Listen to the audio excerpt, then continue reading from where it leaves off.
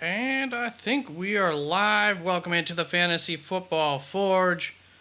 My name is Steve, as always, and I'm live. I don't know if anybody's going to be coming through or not tonight, so I just wanted to be as available as possible for start-sit questions this week. And with the weird week, my schedule for my normal Saturday video, for my update video, got kind of out of whack. Of course, I will be available for start-sit questions tomorrow and on Sunday prior to the game for a couple hours each. Yeah, 3 hours on Sunday. But so I'm gonna just begin by doing my video like normal. Currently, I have this what I have on the background as the background of the screen, just to go to as my base background in case people start coming in asking start-sit questions. To just kind of go to this, but we will be going right into this screen like normal. I know I'm going to be covering up some of the screen here. There we go. So I know I'll be covering up some of this screen here, down in the lower right-hand corner. Normally I like to avoid covering that up, but it's just going to be easier to leave it like this. So deal with it. It's just some of the projections. What we're really concerned about is the ranking order.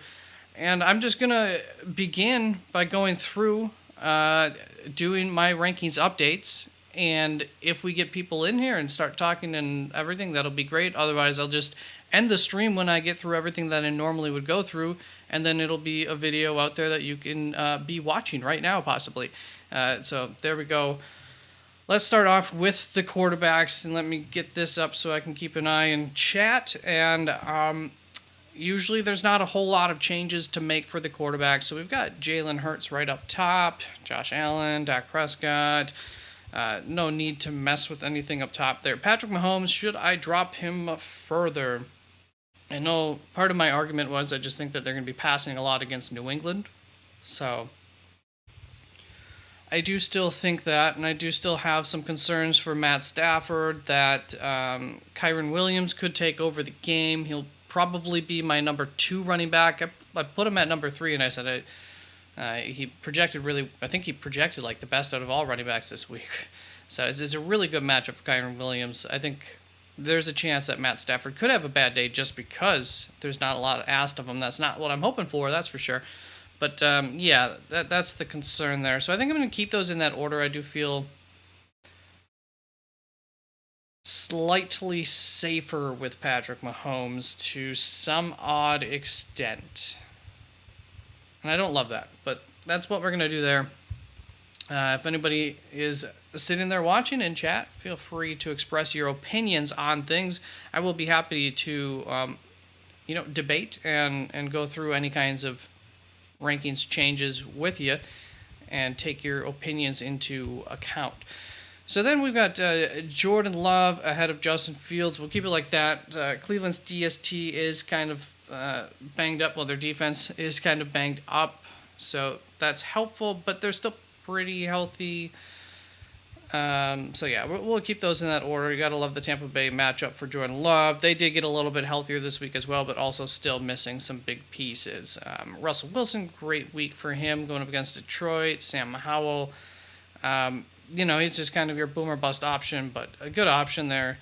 Do I want to put Trevor over Sam Howell? Going up against Baltimore is scary. He does project better. I do think that has a better chance of being a shootout. And let's make that change. I do have some hope for T-Law this week to get into that higher. I think he has a better chance of having a boom game, I suppose.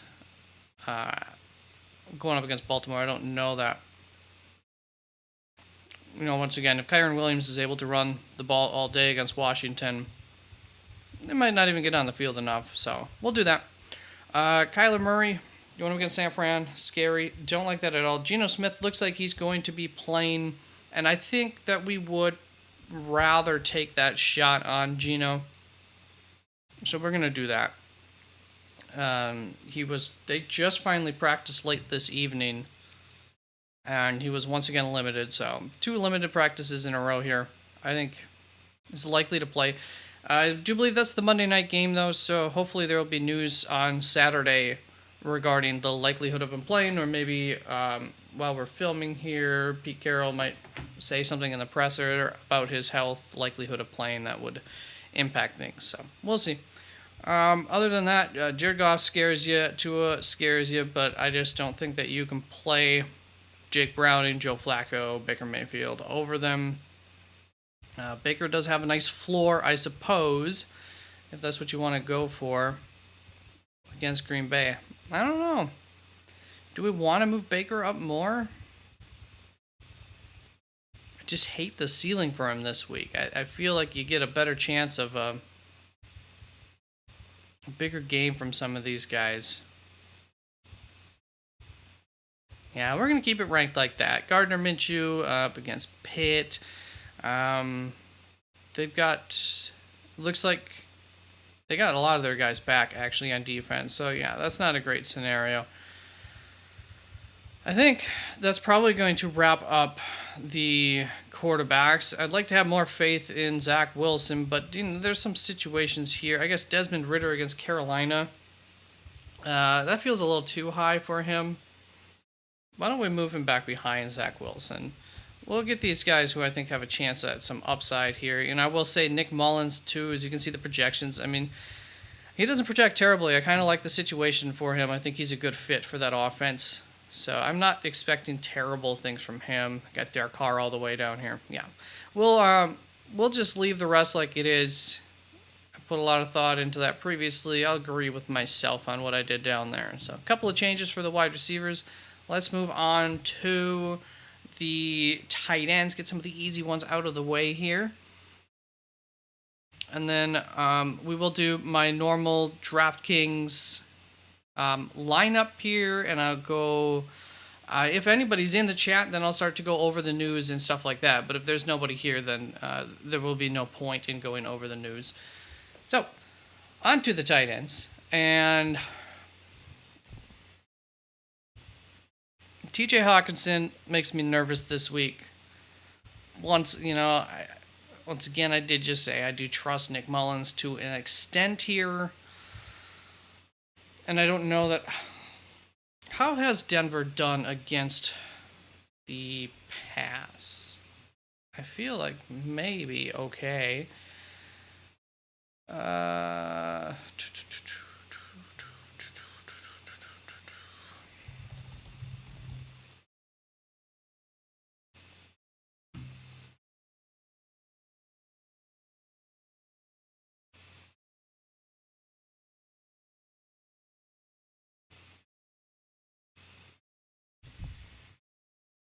Yeah, pretty good matchup for tight ends against Denver there. So, yeah, you know what? We will pop Sam Laporta into our second spot there, up ahead of TJ Hawkinson. Then we've got, George Kittle.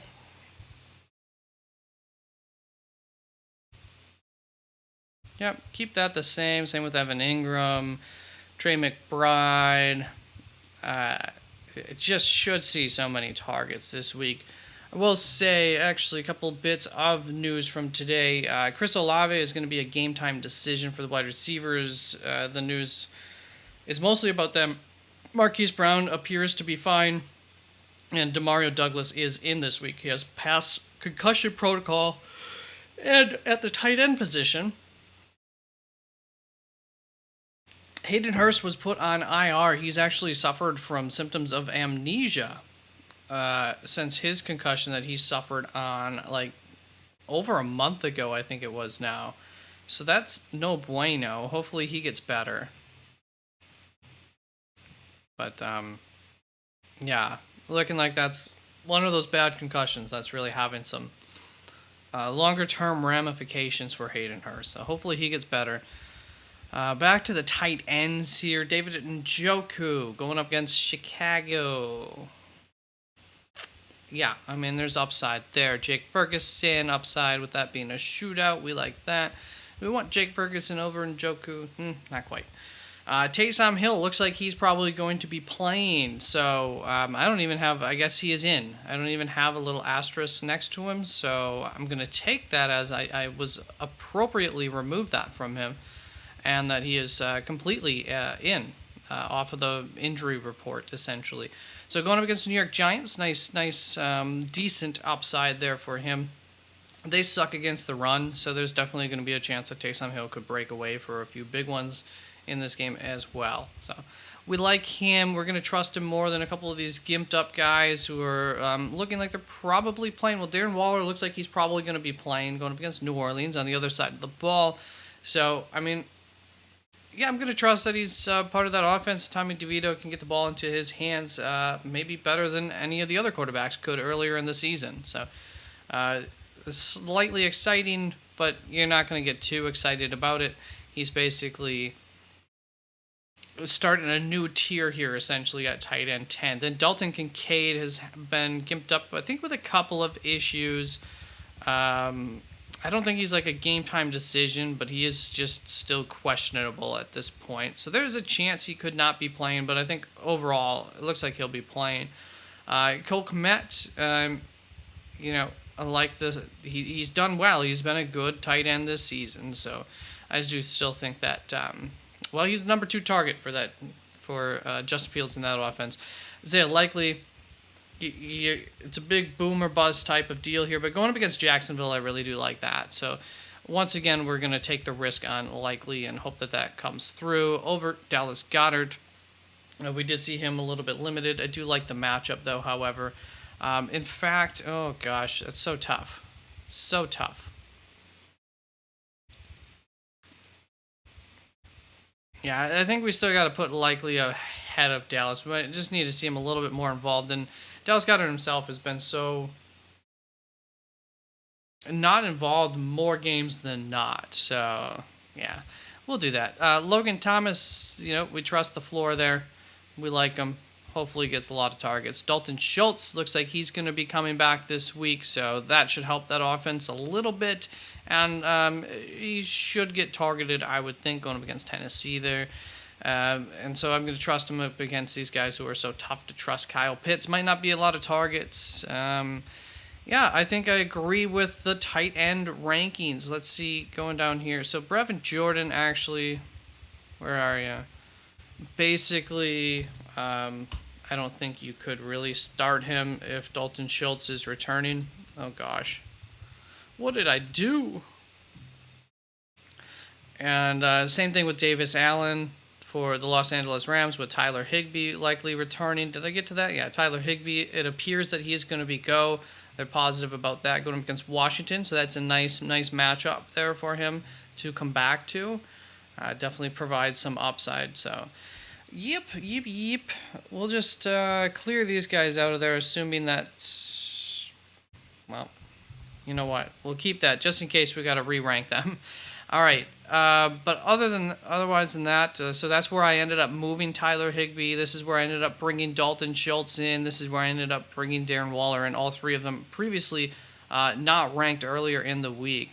And, then you're getting into the guys that you're just really not going to be trusting once you get to Pat Freiermuth on down here for a ways. But you can see those projections rankings up on the website, and that's how I have them ranked currently.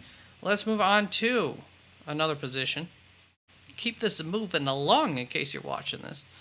And, nobody in the chat yet, so that's all right. I just wanted to be available in case anybody needed me for their start-sit questions. I'm all the happier for you all that you're doing something better on a Friday night. Good for you. Let's move on to Christian McCaffrey. The running backs, not just Christian McCaffrey. But like I said, I think we are just going to move Kyren Williams up ahead of Alvin Kamara. It really doesn't matter because if you have these three, you're almost certainly going to be able to get all three of them into your lineup. But just in case, we're going to do that. And just for, our own pride at the end of the week. Then we've got Bijan, Rachaad White, Tony Pollard. I was looking at this earlier today. I didn't see too much up here that I really wanted to mess around with that I recall. Now, Devon Achane did put in a limited practice today, a couple of DNPs prior to that. So he is questionable for the New York Jets. Very questionable. Does Raheem Mostert go up in the event? He would probably be ranked a little bit higher. Maybe just over ETN, though. I still don't know if I would put him up ahead of Saquon Barkley.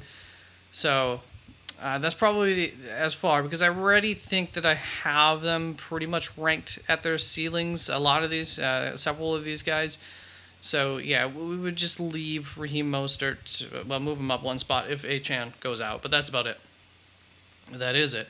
David Montgomery, Jahmyr Gibbs, going to keep them in this order. I still like the argument for them to be placed in this order, rankings wise, but both of them strong starts there against Denver.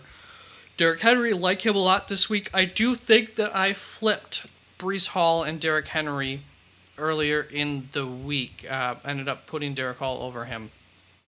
Derrick Hall, that's the player. Derrick Henry over Breece. Then we got Zach Moss. Kind of just moving into an area of concern once we get to Moss. Mixon against Minnesota is not a great matchup. DeAndre Swift against Seattle is a great matchup, but Swift just hasn't been doing much. Javonte Williams, he projects really well. He gets all the opportunities. He has not really been taking advantage of those opportunities, and that's concerning, whereas Ezekiel Elliott did take control of the opportunity last week, so that was good to see. It's tempting to get him up there, but I'm still just going to trust the opportunity for Javonte Williams as well. I don't know how repeatable last week's results are for Ezekiel Elliott, so I'd prefer to see that twice before really giving him my complete trust here. And James Cook, been doing great as of late.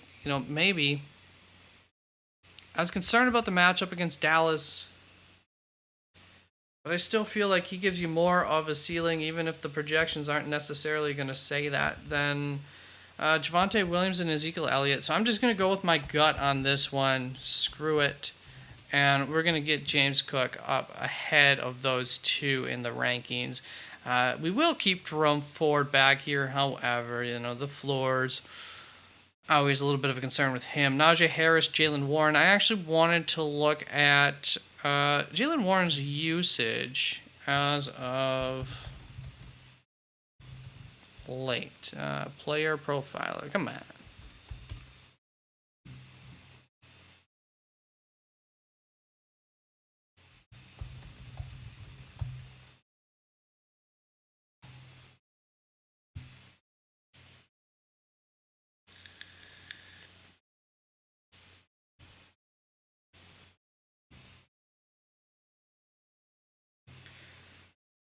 So, how long has it been since Matt Canada has been out? A little while, right? How much of this am I covering up on the screen? Okay, we can see the important numbers there. Well, we can get it up a little bit further. As of late here, in the last 2 weeks, we look at it, averaging 8 carries. Prior to that, most games 8 or more carries outside of the first 2 games of the season. Targets, looking pretty normal there.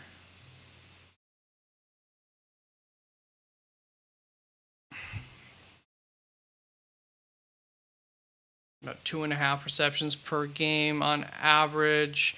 That's a little bit less, but the targets are still there, so we still like the potential outside of, I don't know, maybe we would reduce those projections by about 1.5 to 3 points or so based on recent usage. Route percentage spiked back up last week, so that's good. But of course, that's, spiked up after an all-time low. They were playing New England. That was a tight game, right? No. I'll pretty much lose that. Okay, so yeah, we probably should move Jaylen Warren down a little ways. He's going to be working on 8 carries, so like 10 to 13 touches or so. 10 to 12 touches is kind of what we're expecting. That's going to bring us behind a lot of guys.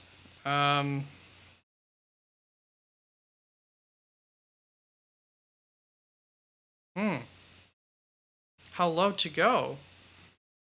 I mean, I'm thinking all the way back to Clyde Edwards territory. It doesn't seem like it should be that much of a change, but these guys are all very, very close. Even behind that, like, I had Zamir White, who I was very confident about, or I liked the opportunity, thought he would get 20 touches, and that's where I just couldn't guarantee that. So I had him right behind Antonio Gibson, but like I wanted to have him up near like the Zeke Elliott's and the Javonte Williams, like that. Hey, they're gonna get a lot of work kind of territory. Also, didn't know that he'd get like 3 receptions. That was nice. I wasn't sure if he would get involved at all in the passing game. And then, of course, he got that touchdown, which was a gift. Yeah, let's move Jaylen Warren down. Do we playing against Indianapolis? Decent. It's a pretty good running back matchup. I do think they might be a little bit tougher now that they've got their run defender back, but they weren't last week necessarily. So I'm going to keep them ahead of James Conner still.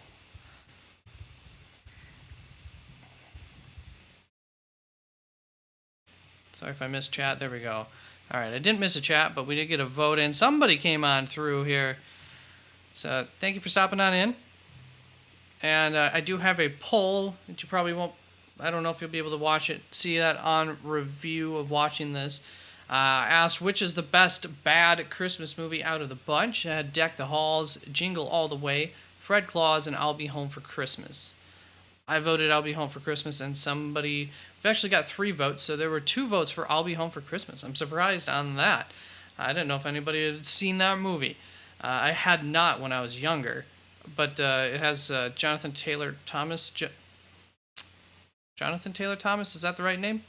The guy from the cool kid from Home Improvement. And then Fred Claus received a vote. So at least we got some voting going on, even if we don't have any activity in the chat. Thanks for stopping on in, supporting. That's always appreciated, folks. So yeah, there we go. We moved. We got a question. So did I finish that move? We've got. Where is it? Jaylen Warren back there. Okay, so we'll come back to right around there in the rankings in a moment. Let me get up my. Let me just for a moment while I go into chat. Let's move this back on the screen. All right, Dylan, what's up, Dylan? Thanks for stopping on in, man. Nice to see you. What up? Made the playoffs, dude. There we go. Congratulations. That's awesome. Tough opponent though. I hear that. Had a nice start with Raiders DST. Yo, very nice start. And opponent had Chargers. Nice. Real good start there. But he still has Tyreek. Well, Tyreek might not play, so that would be good if he doesn't. But it is looking, it's looking like he'll probably play, but he might be limited. Whether he's limited snap share wise or whatnot, who knows? But physically, he's got a Monra who has coming off his 2 worst games of the season. AK, Rashad White, etc. Got a question if that's all right at full PPR. Yeah, man, that's what I'm here for. I'm here to answer questions. I am just kind of filming my typical, Saturday rankings update episode, not knowing how busy it would be or not, but I wanted to be available to ask for people to ask questions this time of the year. Important playoffs, and with the Saturday games, I'm like, I need to be more available. So that's what I'm here for. While a lot of credit to you, well, appreciate it, man. I will accept the credit, but I will also say I don't make the final decisions. That is all on you, so congratulations. And cool, thanks. I'll plug them in. All right, sounds good. I'll be waiting for them. Little update to the poll question. Deck the Halls has also received a vote, so we've got 1 vote in Deck the Halls. Jingle All the Way, I feel like, is the one that low-key people like, has not received any votes yet. And then Fred Claus, and then I'll Be Home for Christmas with 2. I will say, I'll Be Home for Christmas is not like it's a good movie. It definitely is not, but it is a 90s nostalgia trip. If you've never seen it, I think it's still worth seeing, and I'm sure people who might have liked it when they were teenagers might still like it. It's not good. Nathan Boyd. Hey, Steve. What's up, Nathan? How do you think Staley being fired will impact Ekeler's usage? Well, I don't know that it will. You're going to have the same offensive coordinator and everything. I don't think they're going to mess, like the new head coach will mess with that. Who ended up getting named the interim? Was it part of what portion of the staff? Los Angeles Chargers interim head coach. We'll get there. I knew how to spell Los Angeles. Give Smith and JoJo Wooden for the general manager. Give Smith, what do you... Okay, 5 things to know about Giff Smith. What a name.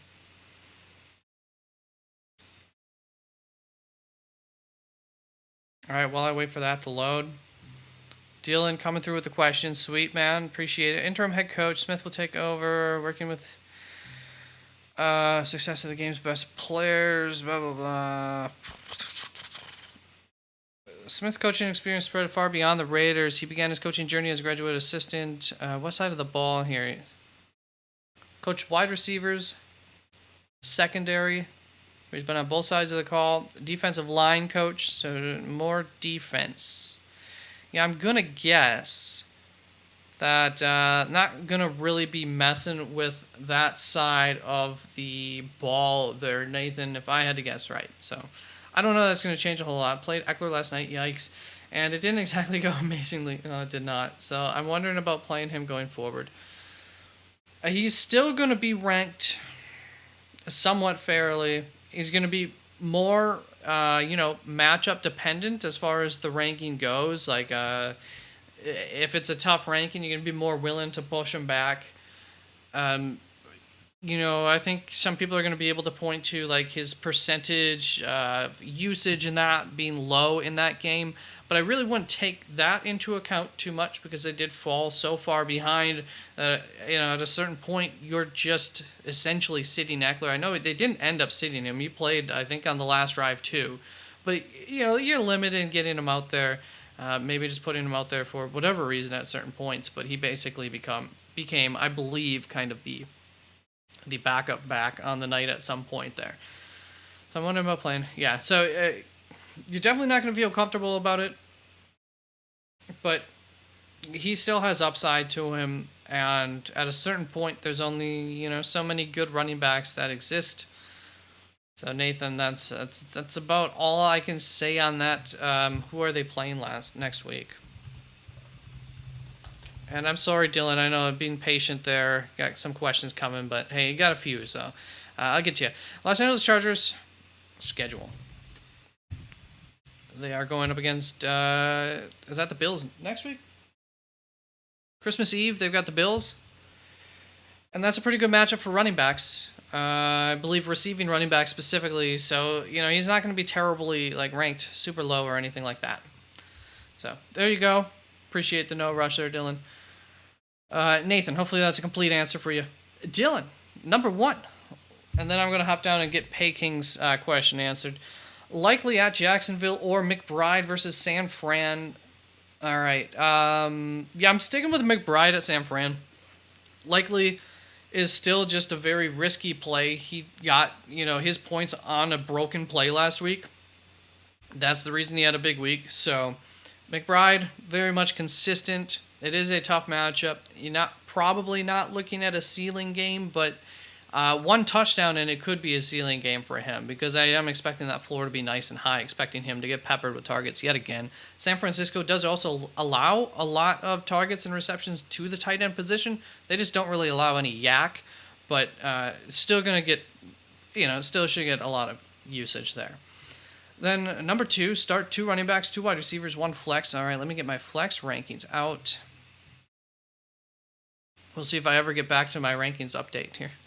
It'll be all right if not. All right, these are slightly outdated flex rankings, but 2 running backs, 2 wide receivers, 1 flex. Cook versus Dallas, Mixon versus Minnesota, Pollard at Buffalo. So I know right off the bat we're going to say Pollard's one of your running backs. Diggs is going to be one of your wide receivers. Ayuk, Hollywood, Reed. Ayuk is going to be one of your receivers. Then I think it's going to be Mixon.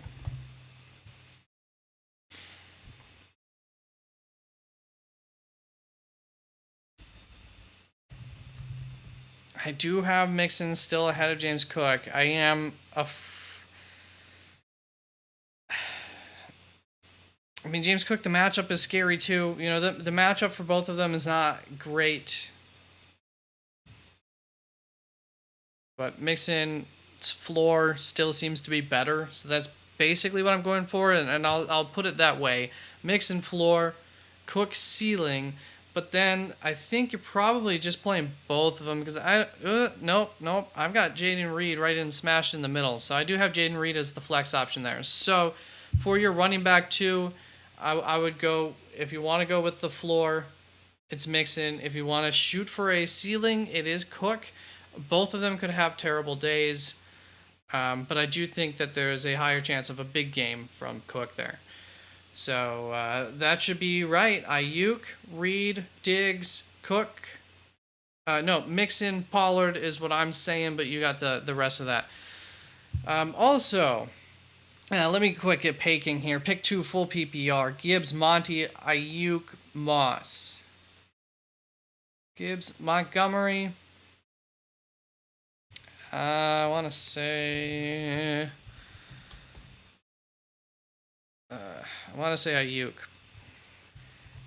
Let me see how I had that.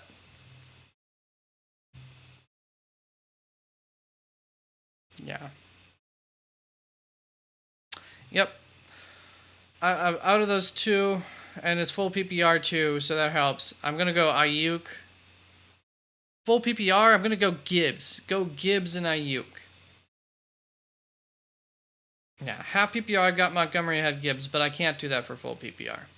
Not that Monkey can't get any receptions. So Ayuk, Gibbs there, Pay King is the answer. Dylan, back up to you. Also, although I have a decent lead, opponent's got a very solid roster. Need to ace my quarterback. Pick Had Stroud. Yucks. Who do you rather have this week? Levis versus Houston, DeVito at New Orleans, Flacco versus Chicago, Zach Wilson at Miami. Oh. None of them? No, I mean, there's at least some upside to them. Okay, so it didn't make my... let me pull up my... One moment here. Let's get the quarterbacks up here. I can show you them quickly. Here we go. There they are. So you were looking at Levis, DeVito, Flacco, Wilson.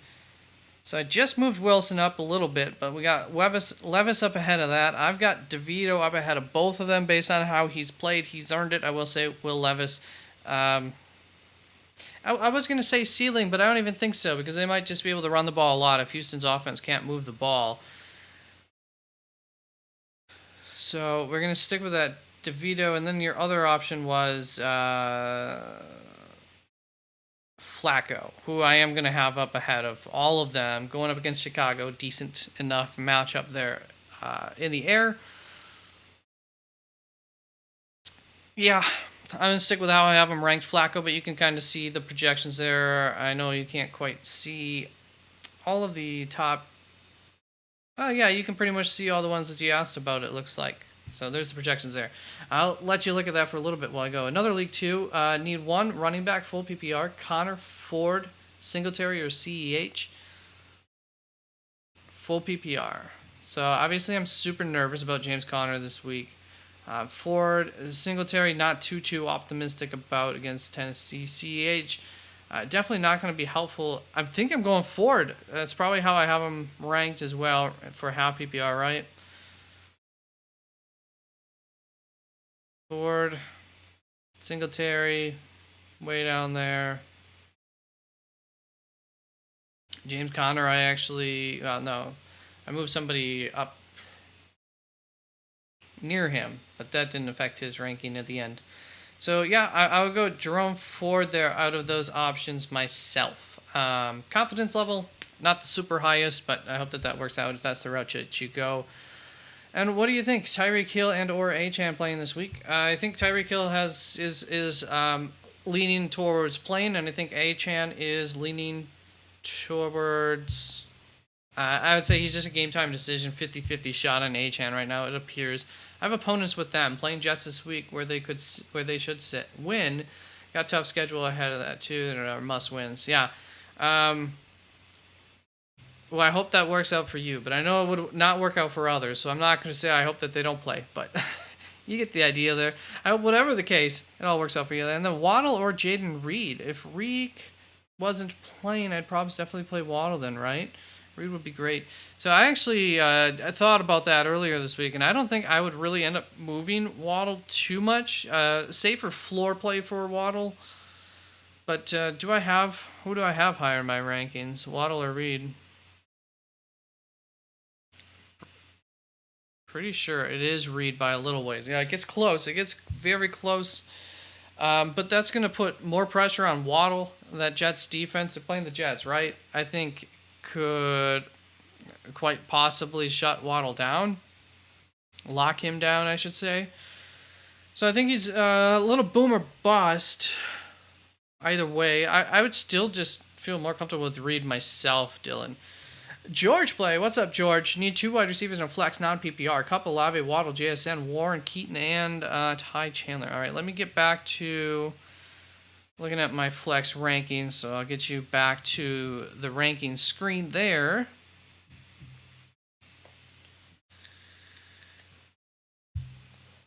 Thanks for all the questions, Dylan. I appreciate you very much. Appreciate your patience as well, and everybody else's patience as I went through his questions. You ever want to jump to the lead?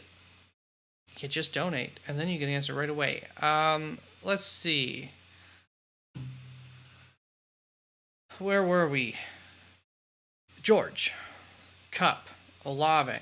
I know Kupp. We need 2 wide receivers and a flex. So I'm almost certain Kupp's going to end up being up there. Jaylen Warren. Okay, I was thinking Kyren Williams for a second when I saw Jaylen. I was going to say Kyren too. Keaton and Ty Chandler. So Olave might not be playing this weekend. He is hampered. Might want to avoid that anyways because of that. You need 2 wide receivers. Those are your 3. So depending on the exact news for Olave, let me just get the schedule up here.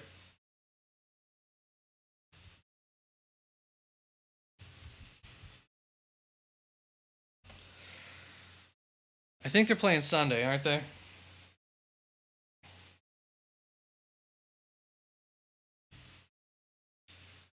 Both New Orleans and Miami? Miami is.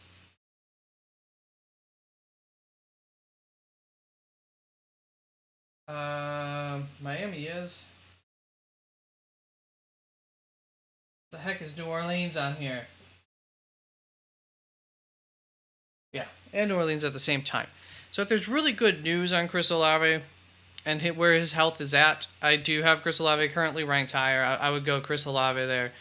But otherwise, Waddle, I go for that over JSN. And then you need a flex. Warren, Keaton, Ty Chandler. I just moved Jaylen Warren back in my rankings. And would that be Ty Chandler or Keaton Mitchell then? I just was updating in the middle of updating my running back rankings when you all showed up. So I have Keaton Mitchell still ranked ahead of Ty Chandler, but I will say here Ty Chandler's going to be a safer play, higher, not even higher floor necessarily, but a safer floor. Going up against Cincinnati, pretty decent matchup there. I do have Keaton Mitchell ranked higher going up against Jacksonville. I do think that could be a shootout. Could be the type of game where Keaton Mitchell could blow out. So I'm looking for the ceiling if I'm playing Keaton Mitchell. If I'm feeling pretty comfortable about things, if you're playing Chris Olave, I'd play Keaton Mitchell for sure. If you're playing Jaylen Waddle, then maybe you go with Ty Chandler to get a little bit of just combine those floors to give yourself a safer go there. It's non-PPR, so that doesn't really change the running backs there. I did just notice that. So thinking about the wide receivers, that probably makes me feel more comfortable going the Waddle route over Olave.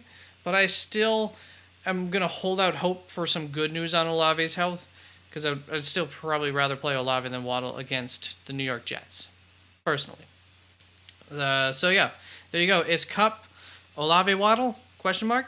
And then I would go Keaton Mitchell at the flex if you want your ceiling. If you want to go for a safer floor, it's Ty Chandler, George. Hope that helps you out. No rush, appreciate it. Steven Youngberg. What's up, Steven? Thanks for coming on through. Flex, Reed Flowers, or Zeke. That's going to be... Let me make sure on that. I believe it's going to be Reed, actually. Actually, it might be Flowers. Where the heck is Jaden Reed on the... What? Oh, because I'm just looking... I'm not on my flex list. He's not a running back.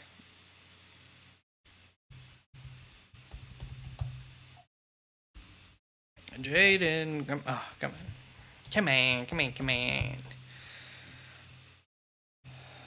I have Jaden Reed ahead of Flowers still.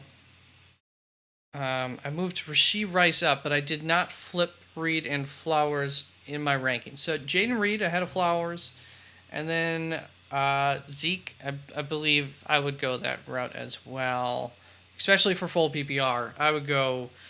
Full PPR is going to bring it a little bit closer between Flowers and Reed. Let me just quick check what their average receptions are between the two of them. If they're close, which I think they might be, especially with the... Christian Watson being out, Dontavian Wicks being out or limited. I'm actually not sure on Wicks, what his status is. That would help.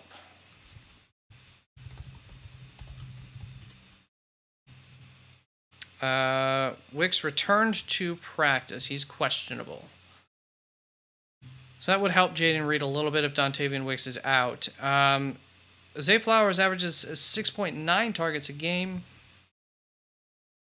There's really no reason to think that he should be above or below average specifically. Well, above average, if anything, in this game, but no difference in staff personnel. But Jaden Reed, we can expect maybe a little boost to his target share, his average. So we're at about 7 for Flowers and Reed. About 6, and I would say we can probably expect one more target for him in this game. Also, if we look at his recent game log, 6, 8, 10, 3 out of the last 4 games. So, Jaden Reed, I'm going to say by a hair there if you really want. I would play both of them over Flowers, especially full PPR. I know Zeke got a lot of receptions last week. He was great for full PPR last week. I just don't know about the replicability of that. And I really do like Reed and Flowers a lot this week anyways. So I would go one of them. And I got Reed ahead of Flowers, but boy, is it close. So if you have a preference there, just go with your gut or whatever, Steven. I hope that works out for you, whichever route you go. And you do have 3 good options there, so that's good. Michael M. looks like Russell Wilson is inactive now. Is he? Did I miss that?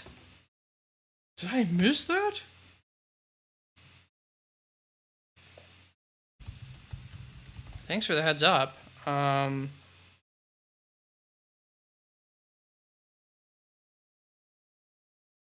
don't see anything about that. Where are you getting this news, Michael? I mean, I'm just looking at the base recent news here, but yeah, let me go check out Reddit. That would be a big story. I'm going to assume this would have been recent news, so I'll go to new on here. Hey, if anybody is aware about that news, about any news on Russell Wilson, let me know. Michael M. in chat did say that he thought he looked inactive, but I am not, just on a real quick glance, I'm not seeing that anywhere. So let me know if that is true.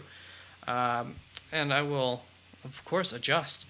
All right, We Buy Homes. What's up, man? 512. What's going on, brother? Not much, man. How about you? It's Friday evening. Just enjoying, kicking back. Got on. It was dead in the beginning. I thought I was just going to be recording a regular old rankings update video and posting it. Nobody was in here for a while. But then y'all started coming on in, so I appreciate it already. Really, more people than I expected to see. So awesome. I know we discussed this earlier in the week. All right, but I wanted to circle back. That's fine because maybe I got a different answer here. On starting two of Sutton, Rice, Reed, Flowers. No, not bad on circling back because watch this.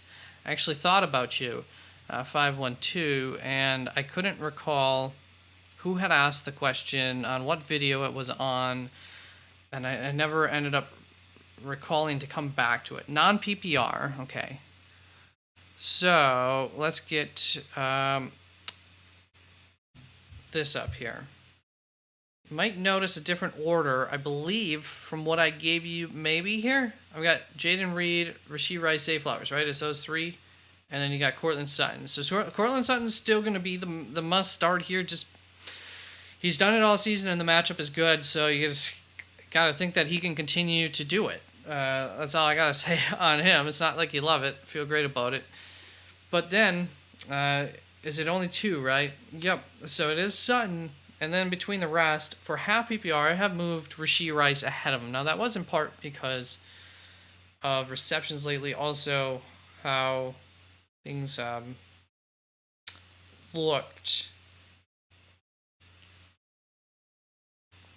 Now, I did more analysis for you, was looking for the touchdown upside. I don't recall anymore where Rashee Rice was on that list of the touchdown upside, but I believe, if I recall correctly, he was in the middle. Jayden Reed had the highest odds between his touchdowns and average touchdowns allowed by Tampa Bay.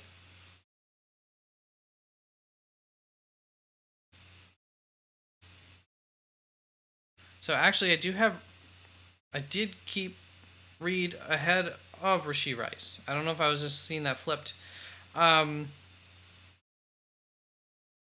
Yeah, so for me, it's still Jayden Reed by a little bit there. Even, I don't recall what I told you anymore.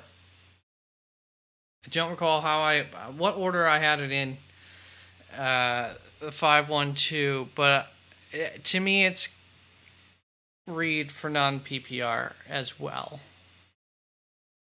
I think there's a good shot of a touchdown here this week for him. His health has seemingly been fine this week. So, yeah.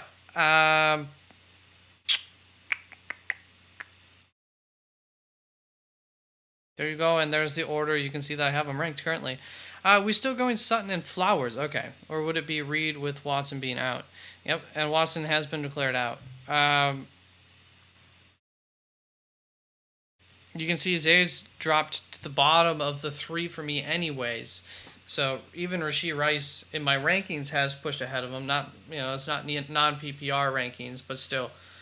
Jayden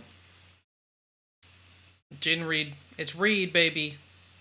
5-1-2. I would go Reed.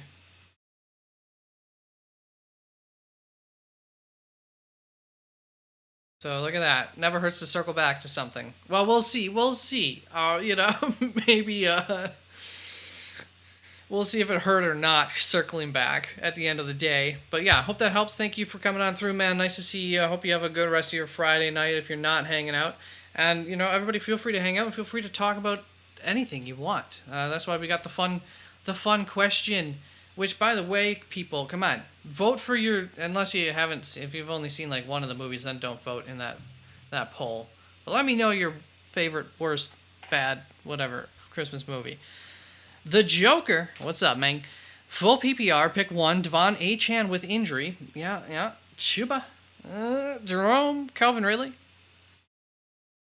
I think, unless we get really good news on that injury front for Achane, which we might, it is looking like he's a game-time decision, 50-50 kind of play. But if you just want to be safe, I'm willing to take the shot on Calvin Ridley. I really am. He had the targets last week. I expect that to continue with Kirk out.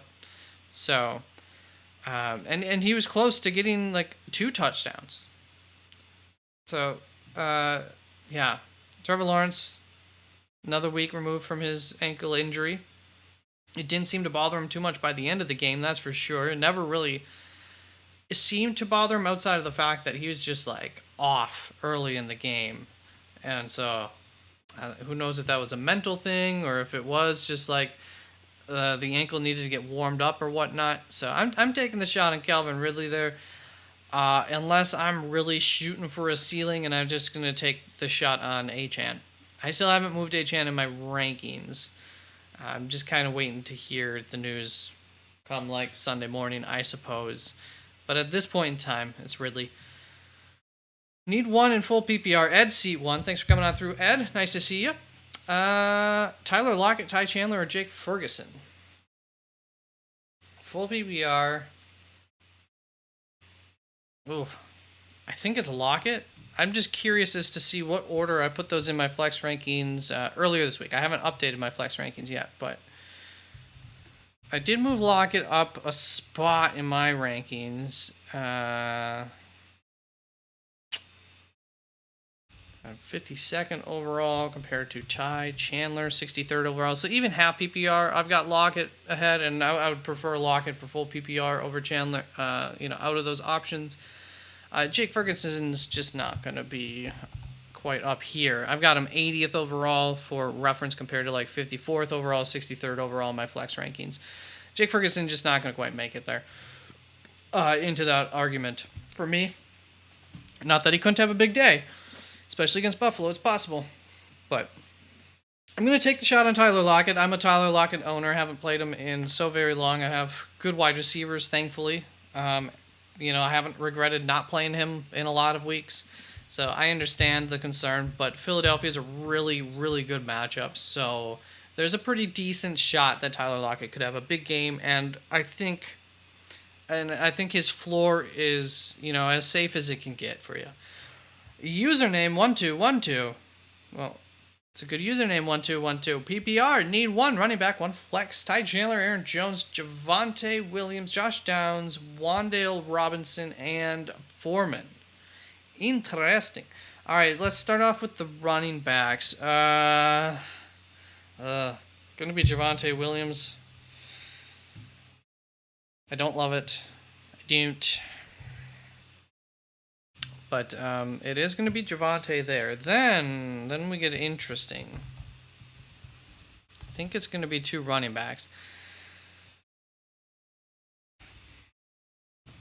Let me go. I was in the middle. Let me actually pull up my running back rankings here. Put them on the screen compared to what you're seeing, my updated ones, because I was in the middle of updating them. You guys are on this screen. My bad. I never changed it back. Okay, so running back rankings. I've got. Let me see your question again. I got Chandler up ahead of Jones by a little bit. This is about where I was getting to. I do have Foreman. I actually moved Foreman ahead of Chandler. Okay. So Javonte, Ty Chandler for me. Javonte and Foreman for me by a touch. As you can see, Ty Chandler probably has your better floor. I do think D'Onta Foreman probably gets a little bit more usage than Chandler, and Cleveland's rushing defense has been spotty for a while now. I don't know how. I'm not super comfortable with that ranking there, but I am going to stick with it because I prefer the ceiling, and I really do like D'Onta Foreman a fair bit this week. I think Chicago's going to do all right against Cleveland. It is a risk, though. It is definitely a risk. We Buy Homes just showing some support. Thank you very much, Mang. $10 is now in the lead for biggest donation to the channel yet. So I very, very much appreciate it, man. You're the best, and it's awesome. That's going to be going towards a new mic, so that way I can get rid of some of the background buzz that occurs in my videos and whatnot. Hopefully that will help that out. So just to let you know where that's going. And of course, some of that will be going towards St. Jude's Children's Research as well. Once I have earned enough that I get a paycheck, I will be putting 5% of your donation towards, I get 70% of donations from YouTube takes a cut. So I was going to originally do 10% of my cut, but that was like 7% of the donation. So I was like, that's too much to explain. We'll just move it down to 5%. Let me verify on Josh Downs here. No, I know I'd rather go with these running backs over Josh Downs. So yeah, username 1212. Very, very close between Foreman, Chandler, Aaron Jones. That's the other thing. Do I want to move Aaron Jones up? Because if A.J. Dillon's not playing, which is very much a 50-50 deal, then I don't know how much more work Aaron Jones gets, though. I think it's the other guys that are just going to pick up the slack.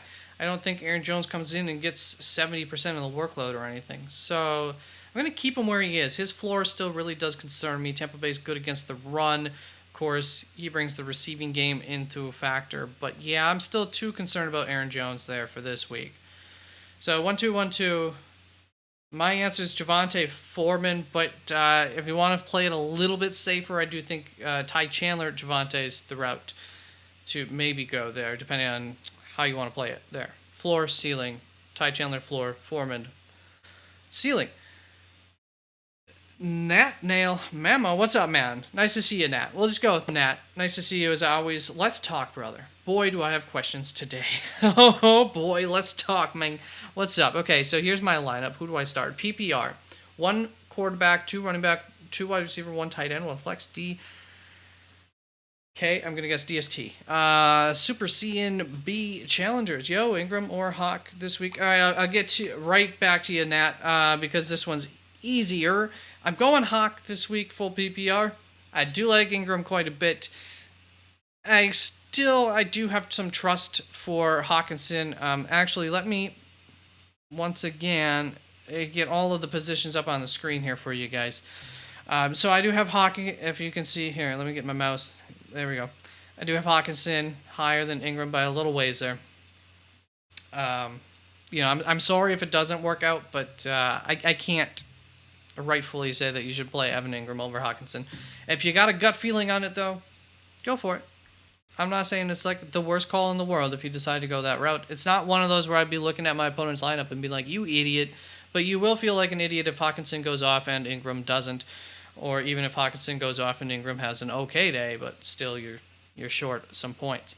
Let me know what lineup I think you should start. All right, so we got quarterback, Hurts. I think you should start Hurts. Running backs, Kamara, yes. Bijan, probably. Saquon, yes. How do I have those? Okay, Bijan, yes. Saquon, please. Henry, wouldn't hate it, but gosh, we're loaded there. You need 2 running backs. You got 1 flex. So right now I'm leaning towards Saquon, I guess, at flex. Kamara and Bijan starters. So Henry, we can Jacobs. Obviously, you're not playing Jacobs. Justin Jefferson, A.J. Brown, Chase Adams, Kupp.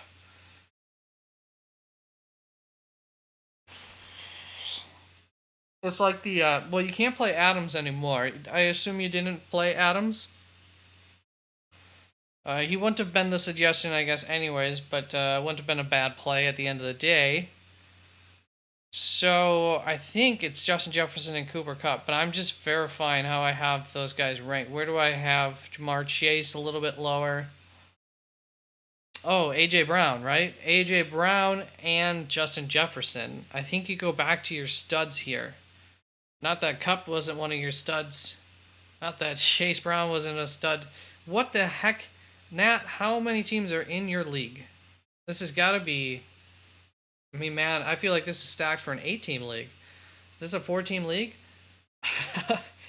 Yeah, I think Justin Jefferson, A.J. Brown's the top 2 that I have in that group, right? Yep. I'm going to stick with that. Even for PPR. That PPR is definitely not going to change that for Justin Jefferson. A.J. Brown is by far and away the one that you can trust the most, even though he might be the one that full PPR is not going to be helping the most with. It's 12-man PPR. Jesus Christ, man. Well, I think you're winning. Can they just crown you right now? You don't really need to play this. What kind of what? How did your league allow this? Well, good job. Anytime I have negotiations to be made, I will be calling you to help with those. Tight end, and I'm not a bad negotiator, but Jesus. Ingram and TJ Hawkinson, it doesn't get worse. Just like I told somebody else, it's Hawkinson for me there. I mean, you're doing so good, though. Maybe you just want to play Ingram as a bit of a sale, as a bit of a... Well, and I was, too. I did real estate and other sales, too. But, yeah, you know, I'm not going to say I was the best salesman ever, and I'll certainly, without knowing for sure, I'm just going to concede that you're probably a better salesman than me. So I'll call you when I need help with negotiations. Yeah, it's Hawkinson for me there, but I don't have a problem with playing Ingram if that's the route you wish to go. You don't trust Hawkinson this week or something like that. Fine. Especially with the other guys you got. Like, you know, you don't need to shoot for some kind of ceiling or anything. But I still, like, TJ Hawkins is kind of your floor guy anyways between them. I don't know, Ingram's also probably got a good floor. Saints and Colts DST? I want to say Colts off the top of my head here. Let me see. Let me verify who they're playing against. You got the Saints, going against New York, but it is Tommy DeVito's New York. A little bit different there. He can escape the pressure, run on the ground pretty well. Chiefs on the waiver wire. I go Chiefs. You want Chiefs next week too. I know Las Vegas just absolutely blew up, but you want Chiefs against Las Vegas next week most likely as well. Going to be a good one there.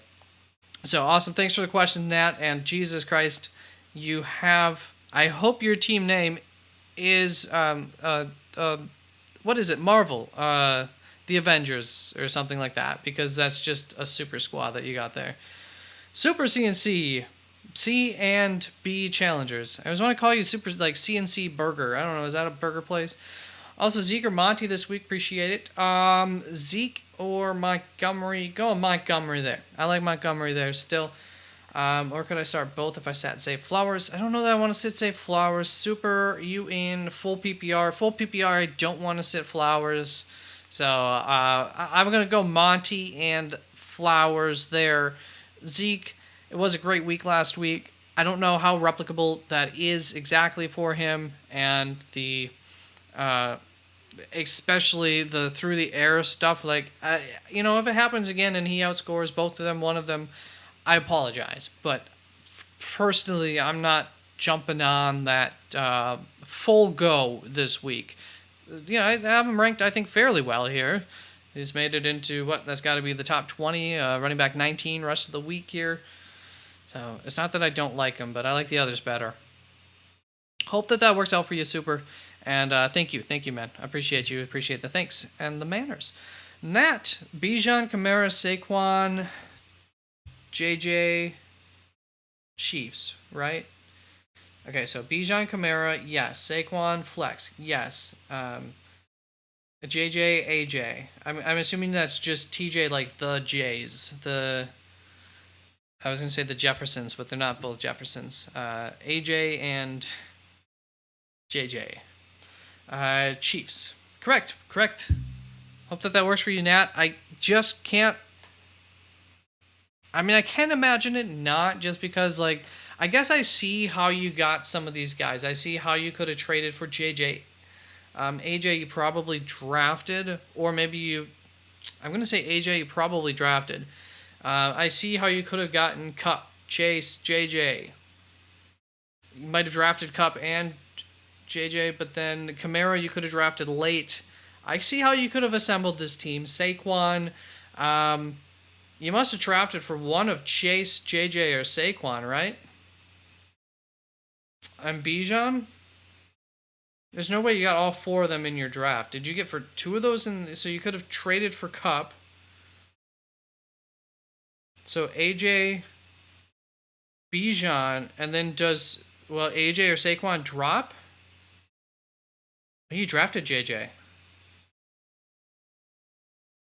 Impressive, man. You made some moves. I do understand, though, because of injuries and everything, how you could have jumped on some of these guys. You get Kamara later in the draft anyways. Hurts you can get a little bit later in the draft. You didn't go for the top end tight ends. That's why you don't do that. You got Ingram and T.J. Hawkinson. So I do see, yeah, you got a loaded team, and good job making some moves around there. And hopefully, Justin Jefferson comes through for you this week. Yep, nice work. That's cool. You really went out and you took some risks, and right now, currently, it looks super awesome. Of course, there are concerns for JJ, Chase, Adams, Kupp. But you got them low, and if they can come through for you, be the studs that you took the chance on here. If you show somebody this team preseason, holy cow. All right, nice work on that, Nat. Broad-Turtle. I'm going to go Broad-Turtle. Gibson or Warren? Ooh, in the middle of updating my running backs. Let me see. Did I change them yet? I brought Jaylen Warren back, kept him up ahead of Gibson. So I do have Jaylen Warren because of the matchup. There, Antonio Gibson floor, Jaylen Warren ceiling is pretty much how I look at those two. I'm a little bit conservative on my ranking of Gibson. So here's the thing. I am a little conservative on my ranking of Gibson. I basically took 25% of the expected workload. 50% of the new workload opened up from Brian Robinson leaving, and I split that amongst Gibson and Chris Rodriguez Jr. because I do think that there's a pretty decent chance that Chris will be the first, second down guy, and I don't know how much Gibson's role actually changes. I do expect he'll get more work, but I don't know that it's that much more work, and or if Chris Rodriguez is just balling out, having a good game. Even if the plan was like, hey, we'll work in Antonio Gibson more, then you just go to the hot hand anyways. And I do think that Chris will get the chance to be the hot hand. So I'm going to stick with Jaylen Warren by a touch. But, yeah, and it really just comes down to the matchup there. So that's my call, Jaylen Warren there. I hope that works out if that's the route you go. I have them like three spots apart. I have Jaylen Warren ranked 28th, Antonio Gibson 31st currently in my rankings, and that could change. So check back throughout the week if you can. I'll be available tomorrow morning, and I'll have updated rankings in the morning. So I will be available 11 o'clock Eastern again. Well, I'll have had a chance to recheck if you want to come back and check again. But currently, I think I'm going to have Jaylen Warren ahead of there. Appreciate you for coming on through very much. And with that, we're all caught up. So for the vote here, we've got a vote or two, 8 votes in. Jack the Halls is at 25% of the vote. I'll Be Home for Christmas, 25% of the vote, so 2 votes each there. Fred Claus has received 3 votes. I thought that movie was terrible. Y'all find some enjoyment in it, though, huh? And then Jingle All the Way has gotten a vote there as well. And that's one that I need to watch, because I've heard some good things about how bad it is. Like, it's like kind of a so bad that it's fun to watch around Christmas kind of movie. I think I've heard that about Jingle All the Way. And I remember it being on like TBS as a kid and stuff, but like, it just wasn't good, I guess, so I didn't watch it. But nowadays I can appreciate bad movies to some extent. So, yeah, my tastes have changed a little bit in that sense, that it doesn't need to be great for me to enjoy it always. All right, we are going to pull back up the running back rankings, and for now, I'm going to go back to updating my rankings. So let's get you guys on the same page here until we see any more questions come through. So thank you, everybody, very, very much for stopping on in. More business than I expected to have tonight, so that's awesome. Let's see here. So I was about here. Ken Walker, I'm just not going to change where I had him ranked. Chuba, going to get a certain amount of work. Deonta Foreman, same idea there. Ty Chandler, I want to push him up more. Like, I want to get a lot of these guys ranked a little bit higher even than I have them, but I just can't. I just can't. That's why I moved Jaylen Warren on down here, though, as well. And I was just looking at this portion of the ranking, so I do feel comfortable enough where I have all of those guys. Question is going to be, we're going to continue to keep CH ahead of Jerick McKinnon, but I do understand the argument for the other way around, perfectly acceptable. I will get right with you, Roland. I'm just going to finish updating these running back rankings. I'm pretty much coming to the end to see if there's any other changes I want to make. A.J. Dillon, we're in a wait and see. He's questionable this weekend. Singletary, Rodriguez are, hopeful guys at this point. Singletary just doesn't project well. I know he is the starter, but that offense is so... I'm just not expecting any kind of touchdown upside for Singletary whatsoever. Gus Edwards needs a touchdown. Yeah, I think we're comfortable with the rankings, and we are comfortable starting everybody up until about Tyler Algier. After that, hopefully you guys aren't having to dip down in there for your starters. If you made the playoffs, I assume you don't. Oh, and Ramondre Stevenson is officially out finally. Not that we didn't know that would be the case. And Roland, oh gosh, I'm coming your way. What happened? How did that happen? What did I press to make that do that?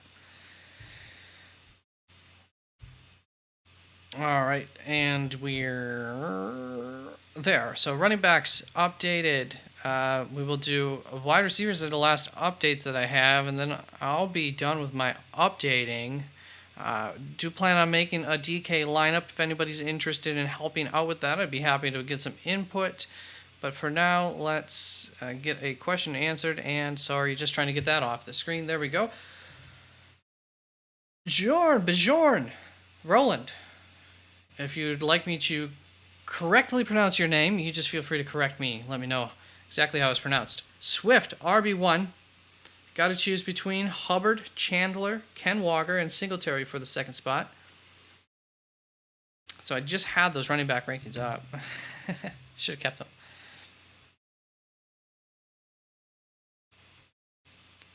I think it's going to be Ken Walker. I have Walker ahead of Chubbard, who I have ahead of Chandler, who I have ahead of Singletary. It's Ken Walker by default, which is never a great feeling. But Bjorn, it's Walker there for me for your RB2. Chandler has the best matchup and will get the workload, so I'm leaning towards him. What do you think? So, yeah, I am a little bit not so sure that he's going to get, like, a huge workload. He will be the RB1, though, there, and it is a good matchup. So if your gut's pushing you that way, I say go for it. I'm not going to be responsible for forcing you to start Ken Walker, that's for sure, this week. So, yeah, I've got Ken Walker ranked ahead of Chandler. Like I said, it's pretty much a default thing. I do have very high concerns for Ken Walker, whereas at least Ty Chandler I'm feeling optimistic about. So I say go for it, man. I don't want to be here holding you back from doing it, just because, sometimes guys you can't rank them too low because of the matchup. Like, they're just the stud, they're the guy, whatever the case. So Ken Walker I got him as low as I could in my rankings, but I couldn't put him behind Chuba Hubbard and Deonta Foreman, Ty Chandler. But he's definitely in the same tier. So go right ahead, Bjorn. Great Went. Great Scott. Nuka, Lockett, Rice, Brown, Pittman. Need 2 wide receivers and a flex. We're going Pittman, AJ Brown, right? We're going AJ Brown for sure. Probably going Pittman and Puka Nacua. I'm okay sitting Lockett. I wish I could find room for Rice in there, but I just can't. So, yeah, that's what I would do there. I would go Brown, Pittman, Puka. Unless I'm thinking of the wrong Brown, let me know. I don't think there's another Brown that it would be other than A.J. Brown. So, I hope that works out for you, Great Went. And, like I said, if I'm not thinking of the right person, you let me know, and I can always adjust that. But I think you go with your studs there. Yeah, nice job on getting Rice on your squad, but you're just too good. Too good to need his services. You're very welcome, man. I appreciate you coming on through. And I hope you all have a wonderful rest of your Friday evening. 9 votes in, and this race is tightening. I'm gonna have to stick around until we get to at least like 12 votes on this. We got Deck the Halls, Jingle All the Way, and I'll Be Home for Christmas, all tied with Fred Claus holding the lead at 33% of the vote. So 3 votes for Fred Claus, 2 votes for Deck the Halls, Jingle All the Way, and I'll Be Home for Christmas. I'm really surprised that Fred Claus is winning this. I thought, and maybe some people haven't seen Deck the Halls and or Jingle All the Way here, or I'll Be Home for Christmas. I mean, heck, maybe somebody or 2 votes only saw Fred Claus out of this grouping, but I've tried watching Fred Claus like twice, and I just can't. I can't. It's pretty bad. I don't remember anything about it. I tried watching it once, and I didn't end up really paying attention to it. Then I did watch it, and I did pay attention to it. And I don't remember, like, any of the story. I remember the commercials. I remember, like, from way back in the day, the commercials for the trailer, I should say. Had a lot of funny jokes. Kind of wanted to see it at that point in time. Never ended up seeing it. Finally watched it. Like I said, it was just like last year that I finally watched it and paid attention to it, just to see if I was missing out on something. Okay, wide receiver expected range. Oh, it's just about to go, and then 512 coming on in again. What's up, 512? Thanks again for the dono before. I appreciate you. I'm starting Kyren Williams, Alvin Kamara, and Saquon Barkley this week. On my benches, Travis Etienne, Breece Hall, and K9. Would you swap anyone for Saquon? Keep the lineup the same. I believe non-PPR, huh? Okay, I do have Saquon higher than Etienne.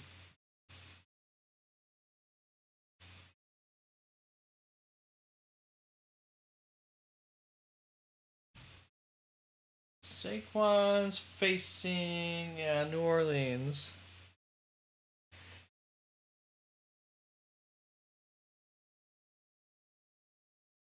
Etienne's facing Baltimore. I wonder what does anybody know where to go to find like the betting touchdown over under on players? I would be curious to look at who's expected to score a touchdown between Saquon and Etienne. Player props NFL touchdowns.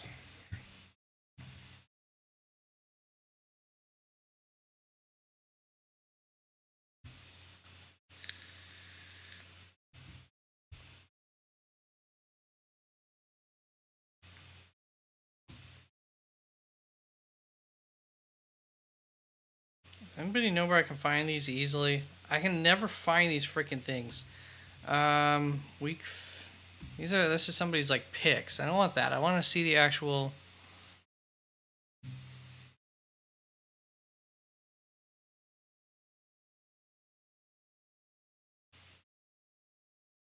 Deonta Foreman plus 1,000 is considered the best bet. David Montgomery.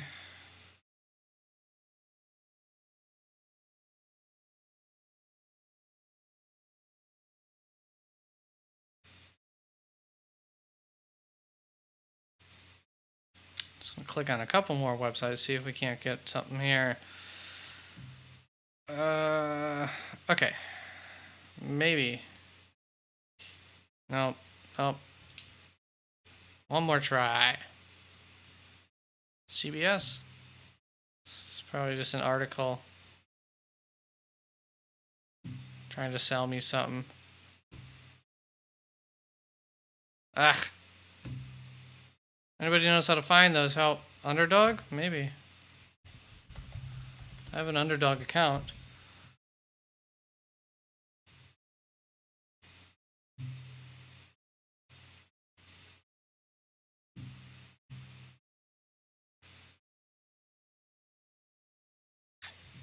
Higher, lower pick'ems?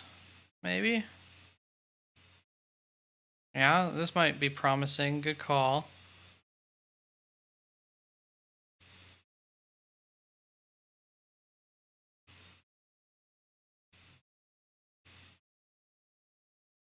Why is college football picked? All right.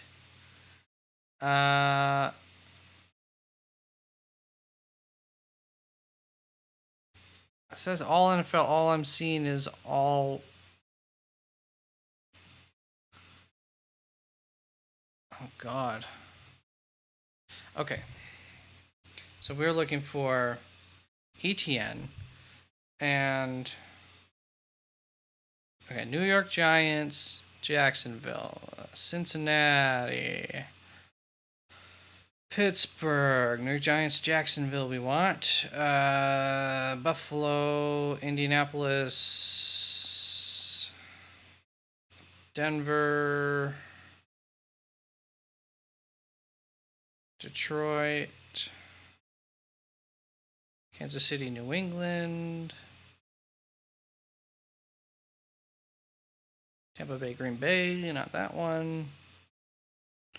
What if I hit collapse all? There we go. That's a little quicker. All right. Jacksonville, Baltimore. Jacksonville, ETN. What's your touchdown? I don't see a touchdown over under on him. Darn it. 14.5 rushing intent, 53.5 yards. 79.5 combined yardage, but no touchdown. I want to see the touchdown. If I click his name, do they give me more options? No, he doesn't have a touchdown line. That's annoying. Let's see what Saquon's is anyways, just in case.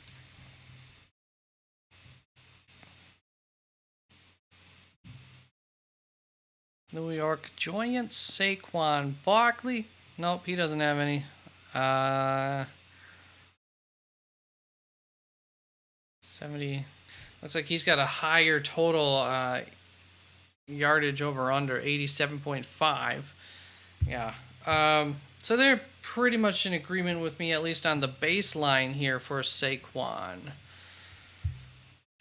And if there's going to be any touchdowns, it's most likely Saquon for them. So I'm going to stick with Saquon there. But it's very close. If you think, that there's a higher score total for the Jacksonville game,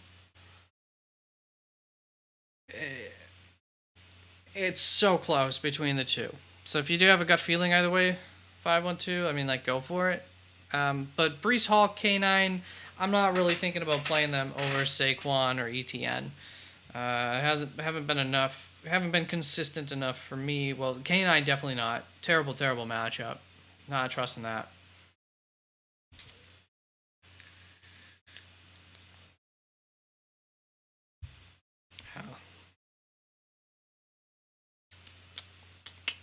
Oh, so close for ETN. But Kyren, Alvin, obviously you're sticking with those two.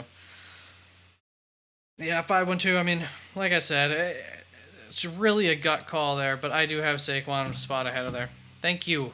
Appreciate you. Wish we could have found some touchdown, but looks like Vegas isn't, or underdogs don't want to mess with that either on either one of them. Or maybe running backs are just too messy to get into that touchdown game with. I don't know. They must not like the touchdown betting for running backs. All right, where's the screen? Let's get you guys on over to the wide receivers. We'll start to go through these receivers, make any changes, updates that I need to the ranking. So Tyreek Hill, game time decision type situation for him. So we can probably move him back just a little ways yet with that matchup and being banged up. I think just behind Pittman at this point. We're still not trying to sit Tyreek Hill if he's playing. There we go. And even Pittman's a little bit risky.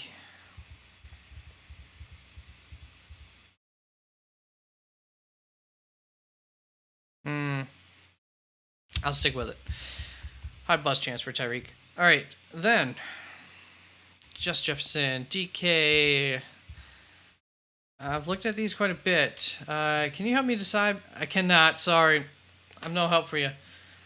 I'm joking, by the way. Don't leave. Lakshay. What's up, Lakshay? between Devin Singletary or Curtis Samuel for flex in full PPR. I can help you decide. Yeah, that's not very simple there. I think it's gonna be. Ugh. Let's see how I did it. What did I do? I'm gonna pull up my flex rankings. You'll see along with me here.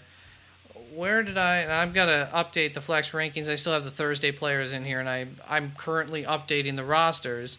But I know Singletary and Curtis Samuel haven't really moved much and don't really want. So I've got Singletary ranked 99th overall, and I've got Curtis Samuel ranked 87th overall. Yeah, Singletary maybe provides you with a little better ceiling. The floor even doesn't look better. I think I would go with Curtis Samuel there. I'm really afraid of Devin Singletary. I don't see the upside with Singletary getting a touchdown or anything like that this week. If C.J. Stroud were to come back he was ruled out. He's ruled out, so he can't come back. Yeah, no, I just don't think that Houston's offense is going to be very effective this week. So I would go Curtis Samuel there. Hope for the best from it. You know, it's obviously not the best of players that you're having to choose from. And I do apologize if I get it wrong and you go with Curtis Samuel. But that is my decision as far as which one I would play. Lakshay, thank you very much for coming on through. Michael Burgos, Moss or Montgomery this week? I'm going Montgomery on that one. Moss is just, he did so well earlier in the season. It was such a surprise. It was such a delight for people who did have him. Just hasn't been the same now. He's still getting ranked fairly well. But I really like Montgomery. I mean, I think he's solid. So you can see my rankings. Here, let me show you. For my running back rankings, you can see I'm pretty high up on Montgomery. I trust him quite a bit. Zach Moss, a little bit lower here. So, Zach Moss was a guy last week. I kind of pushed him up late. Just kind of fell into the trap of consensus on him, even though originally in the week I had him ranked lower. And so this week I'm not budging on where I got him ranked because he didn't come through last week. So I hope that works out for you if that's the route that you go, Michael. I like Montgomery. I also think it's a good matchup for him specifically this week. Well, actually, I appreciate it, and I appreciate you. Just made my first ever postseason. Hey, congratulations. That's freaking awesome, man. Go get him. I also felt Curtis Samuel, so let's ride, baby. I agree. Good luck with that. I hope it works out. Michael, thank you. I appreciate you, man. Hope you guys are having a good Friday night. And I'm going to pull up my wide receiver rankings again here in the meantime until we get another question and go back to updating them. So we were still pretty high up on the rankings. Did we want to move anybody here? I think we're still going to trust Diggs over Kupp. Both hard to trust over Puka, Kupp. So once again there, I'm sure it'll be a big Puka week instead of a Kupp week, but that's just how it's been this season. Ayuk going up against Arizona. We trust it. We like it. But, Debo has surpassed him for the time being. DJ Moore. I like it. Kind of a tough matchup. Jamar Chase. The questions. Chris Olave is injured this week, so keep your eyes on that if you're trying to trust Chris. And maybe just don't trust him. New York Giants is not like an incredibly high upside week, very high floor week, but if he's also gimped, then he just might not get the targets that you're hoping for to give him that floor. And then what is he but a 6-point kind of guy or something, which ain't pretty. So there is concern there, and I think we're going to act on that concern. I think we're going to go ahead and put Chris Olave down behind my power group here. Jalen Waddle or Chris Olave, banged up guys with no upside, whereas Waddle might be the number one receiver for Tua this week, but against the Jets, unfortunately. Actually, I also have pocket doublers, but it's hard to trust anyone in the Pats. Yeah, it really is. I got Pop Douglas further down in my rankings. I believe I kept him behind Curtis Samuel. Where are you, Poppy? You can call me Big Poppy. There he is. DeMario 50th overall. I got Curtis Samuel about 9 spots ahead of him. What do you think? I'm interested to hear. Lakshay, Michael, if you're still hanging around, 512 if you're hanging back there, anybody in chat. Chris Olave, don't see the upside with him against the New York Giants at all.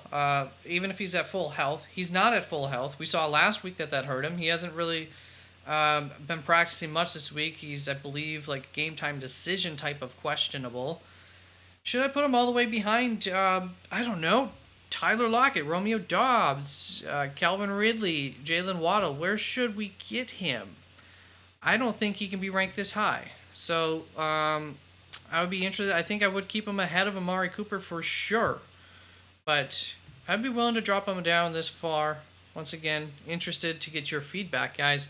Let me know. Luke, Trub, what's up? Traub. Let me know if you want me to pronounce it correctly, and I'm not pronouncing it correctly. But for now, we'll just go with Luke. What's up, man? Thanks for coming on through.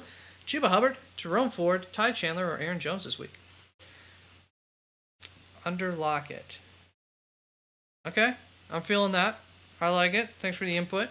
Chuba, Ford, Chandler, Aaron Jones. Ford. Ford is how I have it ranked. So that is what I'm going to recommend. I think it's a little tough to trust Aaron Jones. Even without A.J. Dillon, I don't think that increases what we should expect from Aaron Jones at all. I think the other backups will come in and help pitch in if A.J. Dillon is out. So not too excited about that. Ty Chandler, I do like the opportunity this week in all. I don't know that they trust him. I don't know that he can really take like a full workload. So I do think that there'll be some guys working in or something like that for him. But I do understand the optimism there. I wouldn't argue harshly against you if you went with him over Jerome Ford. Chuba Hubbard, I just don't think he's that talented. He'll have the workload. Don't love the matchup this week for him. So for me, it's Jerome Ford. I do have him ranked fairly well, like a tier ahead of all those guys. But Ty Chandler is the one who I probably have ranked the lowest, but is the one who I'm the least confident about my ranking in. And I would say if you feel confident about it, if you want to take a shot on it, I don't hate it, Luke, but it's not what I would do. I would just stick with Ford there. Lakshay, so you would stay high off of him based on talent alone. Understandable. Slightly banged up with Carr, also coming right back after injury. Could be tough, though. Because last week, I ended up suggesting Carr. Appreciate you, Luke. Thank you very much for the appreciation, man. And thanks for stopping on through. And please don't forget to vote in the poll. I am very curious to see the end results of this poll, and I want as much input as possible. Hopefully, if you've only seen one movie out of the bunch, then don't vote in it. That's not how that works. But if you've at least seen 2 of them, pick your worst movie out of the bunch. I just want to make sure I'm not misremembering last week on Chris Olave, but wasn't it ugly?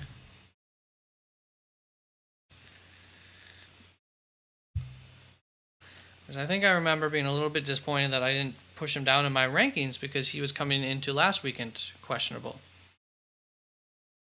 And unfortunately, he just really hasn't been practicing a whole lot this week. 5 targets, 1 in the red zone, 4 touchdowns, 4 receptions, a touchdown. He had 12.8 points. Okay, so I'm not thinking of any other pastime. Okay, so he did better than I thought, maybe even, or recalled. He did all right. It was probably just compared to the players that I was recommending him over that I was a little disappointed in that. But he got the touchdown. Doesn't get the touchdown. I mean, he only had 28 receiving yards.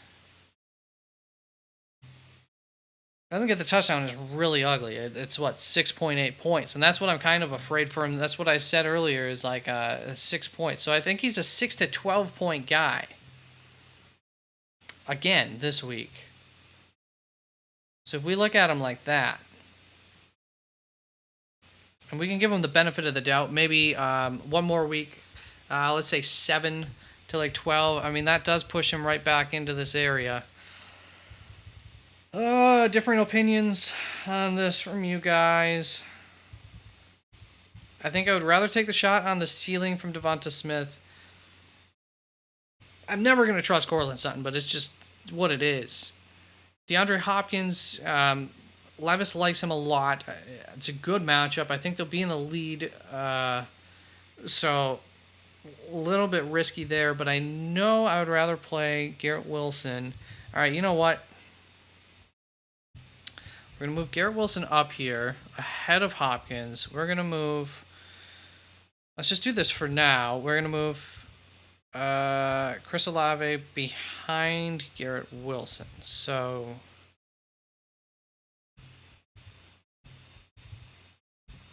keep him ahead of Hopkins. Let's see what this feels like and looks like here.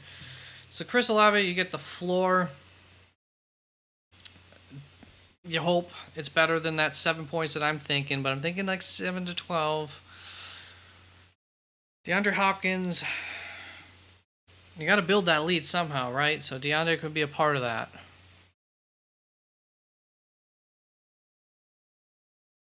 Jaden Reed, I like a lot. Rashee Rice, a little bit questionable.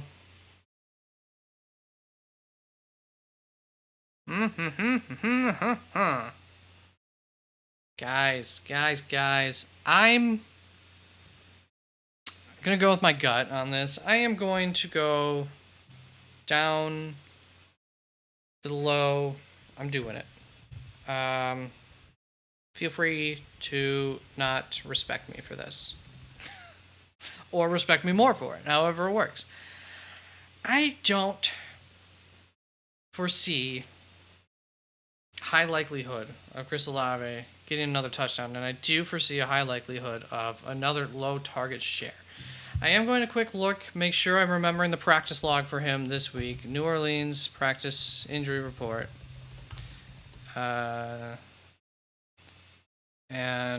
Chris Olave injury news. Game time decision. I mean, just not looking great. It seems like he came out of this week just as banged up or worse than last week, going into that game. Yeah, game time decision. Yeah, I'm not banking on him getting that touchdown again, so I'm going to do that for now, and I might wake up in the morning and move him up some ways, but at least now I know where my floor is for Chris Olave, and if I wake up in the morning, I look at it and I think I'm stupid. That happens sometimes, and then I go back and change it. I feel like it'll be a shootout between the Seahawks and Eagles this week. If Olave is banged up, I'll put him under Lockett. Yeah, that's where I ended up going with it, 5-1-2. Right? I actually put him behind Dobbs because of Tampa Bay as the matchup as well. I think Dobbs is pretty much right in there with Jaden Reed. His chances of having a big game as well. Not a whole lot more of a faith in Jaden Reed doing it than Dobbs. So that's where I just slipped him right behind them both. Lockett and Dobbs there. Well, all the way. I got you, Lakshay. Yeah, he's pretty banged up, and I thought it was pretty obvious from his usage last week. Only 5 targets, 28 yards on those. And it's just not looking great. So we're going to do that for now. Once again, I might wake up in the morning and look at this and say, you're an idiot. You can't put Chris Olave that low. But at least then I'll be pushing him up, and we'll see where my true grid is on him, if that's the case. And I will be available again tomorrow morning, by the way, everybody. 512, thanks for your input. Thank you guys for all of your input. Appreciate it. Helped give me a little bit of confidence, and just checked me on that as well by from you, Lakshay, just making sure that did I really want to do it or not. Turns out I did. All right, so other than that, we're going to continue to trust the talent of Ja'Marr Chase. Questionable, I think, but seems fine as far as I can tell. Not too concerned about that injury there. Devonta Smith shooting for that upside. Courtland Sutton, you're just trusting it to happen. Yeah, like all these rankings, I did flip these around already earlier in the week. I don't think I'm going to have a lot of updates to make throughout here. Drake London, very concerned about that. Adam Thielen concerned, but don't hate the floor at least. Brandon Cooks like the upside potential. You can see how he projects compared to the rest. Just make sure I do have this correctly up on the screen. I do. Chat 512, all good. I have to get going for tonight, but appreciate the help, man. Hey, appreciate you. Just subbed. Looking forward to the next upload. Hey, appreciate you. Rankings come out throughout the week, and yeah, hang on there, Alan. Just a heads up, Lakshay, I coming in the off season, I go very much into the NFL draft. I'll get into that. So if you have no interest on that, I would appreciate if you stayed sub instead of unsubbing and you just turn off the notifications. You know, if you keep them on anyways. I think that's one way to get around that. And then whenever you're ready to come back to fantasy football, if you don't stick around for that stuff, I'll probably already be going. So there you go. Michael, what do you think about my lineup for the playoffs this week? Purdy, Montgomery, Zeke, Hockenson, Adams. Is that Devontae? So you already got that the good part of Devontae there. DJ Moore, Debo, Rice, Falcons D. I like it. Seems like a good playoff lineup. You know, it's not one where it's like, you're going to win, man, for sure. But, you know, if DJ Moore, Debo, Rice can keep on doing what they've been doing, sitting pretty there. Falcons defense, it's a risk, but it's a pretty good week to play him. So it could be good there. Hockenson, hopefully he keeps on rolling. Zeke, hopefully he can repeat. Montgomery, Purdy, I feel good about them. So yeah, there's very good upside there. You hope that guy's just come through for you yet again there. I would say is what it is. And Lakshay says, goodbye, everybody. Good one. Have a good one. Good night to all. We did get up to 12 votes here, and Deck the Halls has taken the lead with 33% of the vote. I'll Be Home for Christmas and Fred Claus hanging in there with 25% of the vote. Jingle All the Way down to 17% of the vote. So interesting. If I choose to watch a Christmas movie that's maybe a little bit older one of these days, maybe I'll throw on Deck the Halls instead of Jingle All the Way if I have the availability to them. Michael, you're welcome, man. Yeah, I like it. It's good. It's better than mine. I would read you mine, but it's too much work. All right. Getting back to these. So Terry McLaurin, I know, is somebody that I'm a fair bit lower on than the ECR. At least last I looked. I just can't. I don't know. Well, Brandon Cook's a little bit injured. Deontay Johnson a little bit injured. I suppose we could probably move Terry up ahead of them.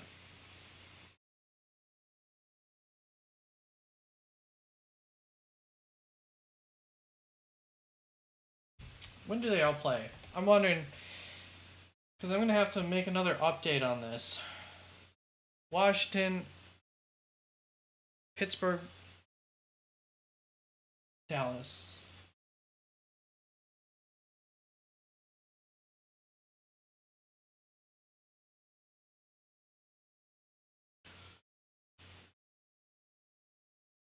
Pittsburgh plays tomorrow, so I need to make that decision. Deontay Johnson injury update. Let's see. I don't remember exactly how it sounded.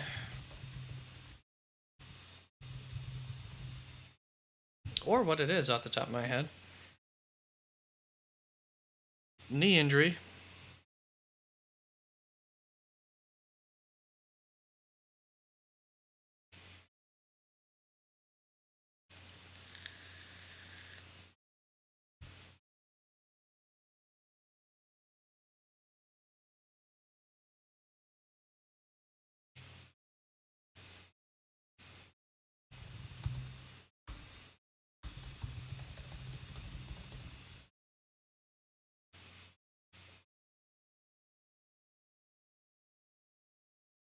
Hopefully nothing embarrassing shows up whenever I do that.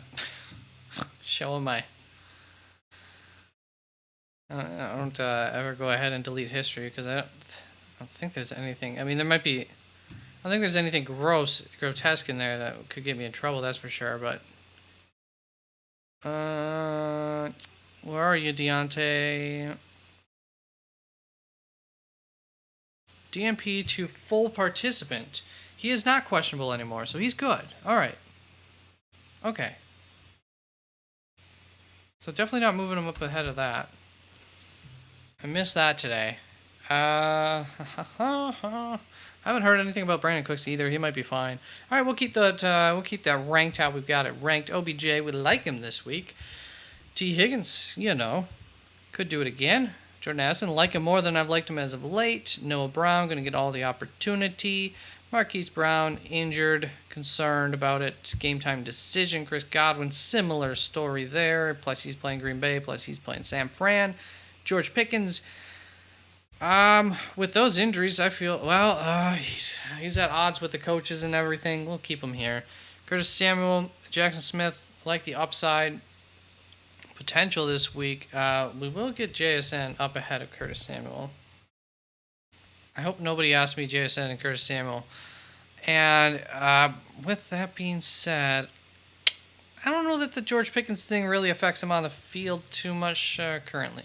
You starting healthy Aaron Jones over Amari Cooper? It's a good question, Bryce. Let's find out.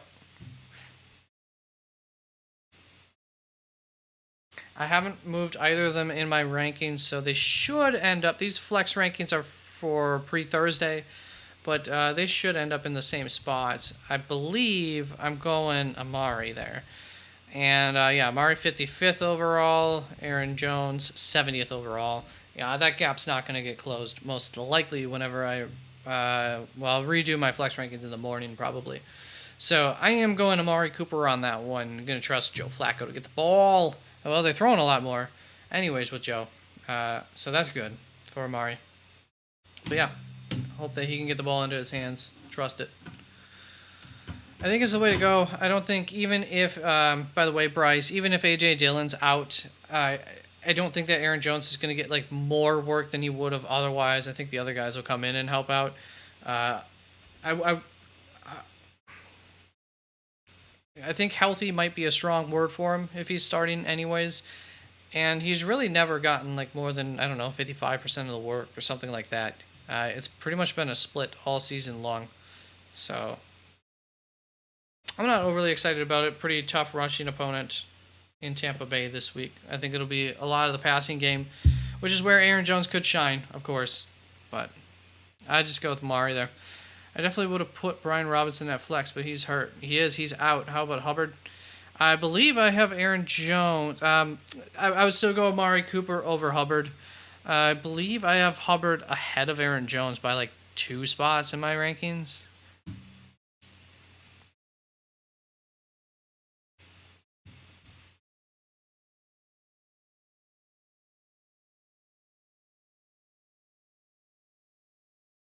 All right, there's Aaron Jones. There's Chuba. Oh, even more than that, actually.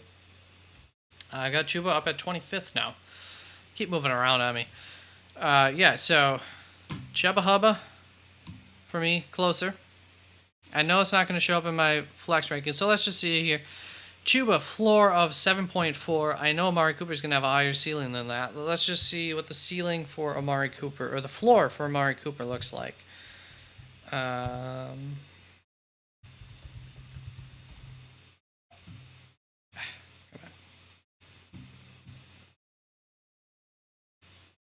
Just about the same, and actually, it's not like this is an insane. They project very similarly, but then there's one more piece to that puzzle.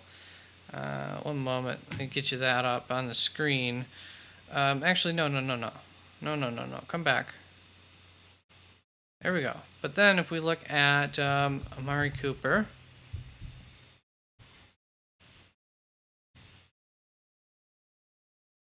I'm curious if his targets have changed at all compared to average, from his average with Joe Flacco. So average is 8 targets a game. With Joe Flacco, about 9. Very differing 2 games, but definitely the highest ceiling that he's seen all season long with Joe Flacco. The air yards, the highest he's seen all season. So yeah, it's Amari Cooper for me still, because if anything, his projections are just a touch low compared to what they would be if he had Joe Flacco all season long. And I didn't update them at all. It's just based on his averages. Thoughts on Schultz if Stroud plays for flex? I believe Stroud was ruled out today.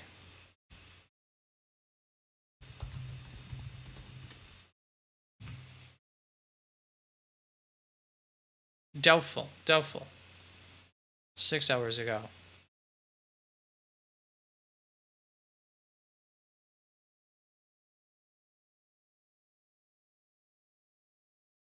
Okay, so he could play. He could play. Thoughts on Dalton Schultz? I mean, my thoughts on him. I don't know if it changes. Like, well, it would improve with. I mean, I would. Let me pull up my rankings. Let's just see.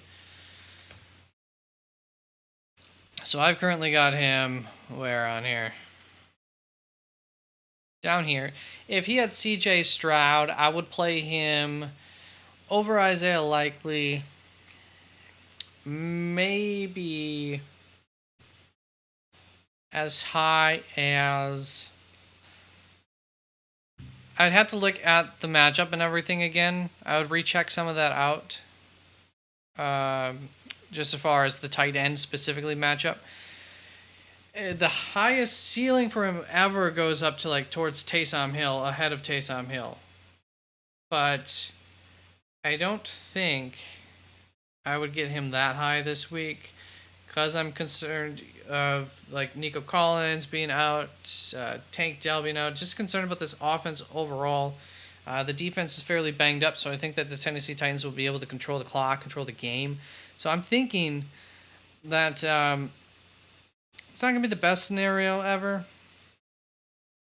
I guess I would start him over Cole Kmet.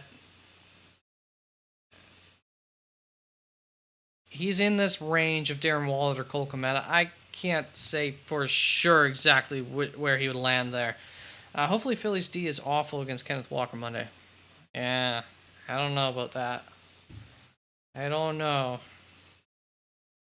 It'll be tough. The upside, and the thing is this is the upside for every team, and it really hasn't come to fruition, though, is that you can pass against this team. So you get down, DK falls down at the 3-yard line or something. Kenneth Walker, you hope, can pound it in from there. You know, so that's the upside to it, I think. But I don't think it's a safe floor at all. I think it's a very ugly floor with a risky, I don't even want to call it ceiling, but a risky, solid play. I don't think there's much of a ceiling for him. Personally. That's why I have him very low in my rankings, if you can tell.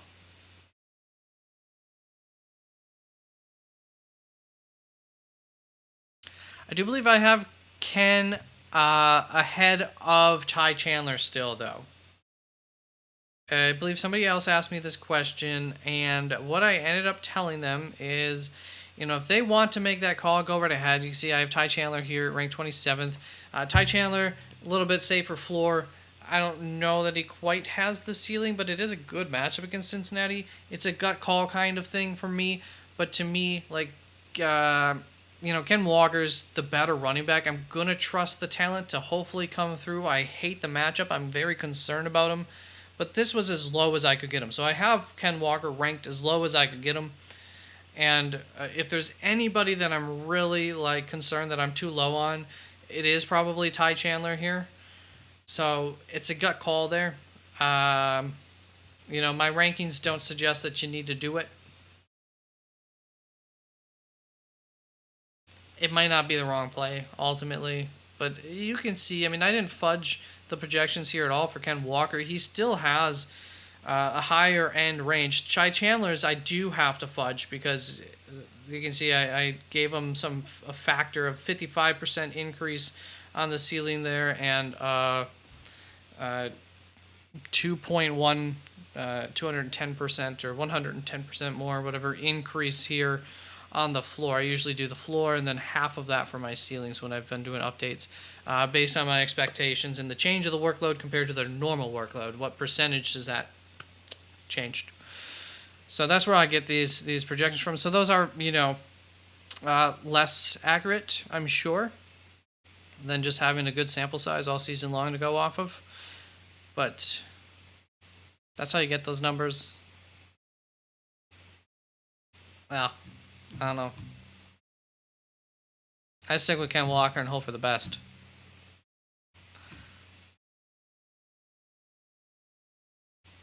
I mean, it's not a surprise. When it was 28-0, which was pretty early in the game, so still like the first quarter, I thought there was a chance he would get fired at halftime.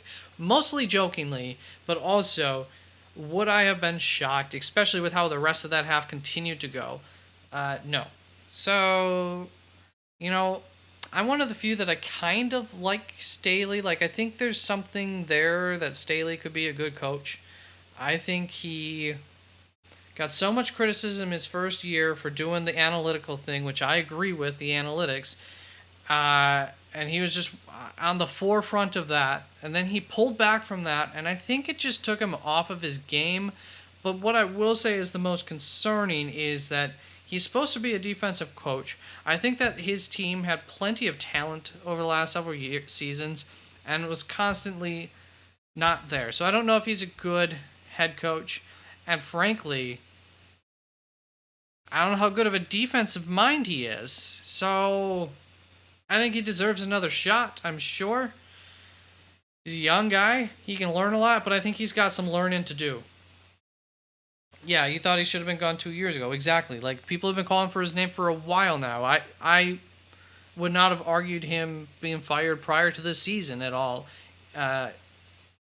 He's been highly disappointing. So, I think he just needs time to learn more. You know, I guess he wasn't ready, basically. I love that he's analytically minded, and I hope that he keeps that, because I do think that really got him off his rocker when he started to not. Then he got really conservative, and it's like, you gotta, I guess he's not confident in himself or something. He's got to figure it out. Julian Sasana, what's up, Julian? I'm sorry if I mispronounced that last name. Need lots of help. Need to start 2. Javonte, Ford, Thielen, Connor, Marquise Brown, or Chris Godwin. Or should I scoop up Gibson? I'm already gonna. I'm not gonna recommend Gibson over Javonte and Ford alone. So no, no need to do that. I'm updating my rankings. These flex rankings are a little out to date. They're from Thursday, but for the most part, I should remember what I've updated here. So you got Javonte, Ford, Thielen. Got Jelante Williams ranked 39th overall. Ford, 56th. Thielen, 65th. Yeah, Connor's going to be lower than that. Marquise Goodwin, Chris Godwin, both banged up and injured, are going to be lower than that. I would go with Javonte and Ford there. If you want a safer floor, I don't hate Thielen for the floor over, either one of them, whoever you want, Javonte or Ford. But I suppose I would recommend it over Ford. Javonte is just one of those guys. He continues to project well because of the amount of opportunity that he gets and whatnot. He hasn't done an excellent job with that opportunity for some time now. A little disappointing. So, you're a little bit more in touch with how you feel about Javonte than me. I'm not a Javonte owner. I see how he projects every week. I see, obviously what he's done every week. It's never bad enough or good enough that it really sticks in my memory, so you'll probably have a better feel of that. I don't hate Thielen, but you also have Thielen, so you know how rocky that's been. Yeah, that sucks. No bueno there. So yeah, I've got Javonte and Ford ranked ahead of Thielen, but I don't hate Thielen as a floor guy over one of them either. They're all kind of maybe not ceiling shots. That's for sure. And Connor, I really don't. He did come through recently, but tough matchup, I believe, this week. Don't like that at all for him. And Marquise Brown, Chris Godwin banged up. So I hope that works out for you, Julian. Thanks for stopping in. Appreciate you. Elias, also need lots of help. Oops, sorry about that noise. Ugly options. Need two. All right. We love our ugly options. CEH, Chandler, JSN, McLaurin. We probably like Terry there. Taysom Hill. Not bad. Deontay Johnson, Demario Douglas. Okay. Interesting. Also pick third in case Achane or Hill aren't good to go. Yeah. Gotcha.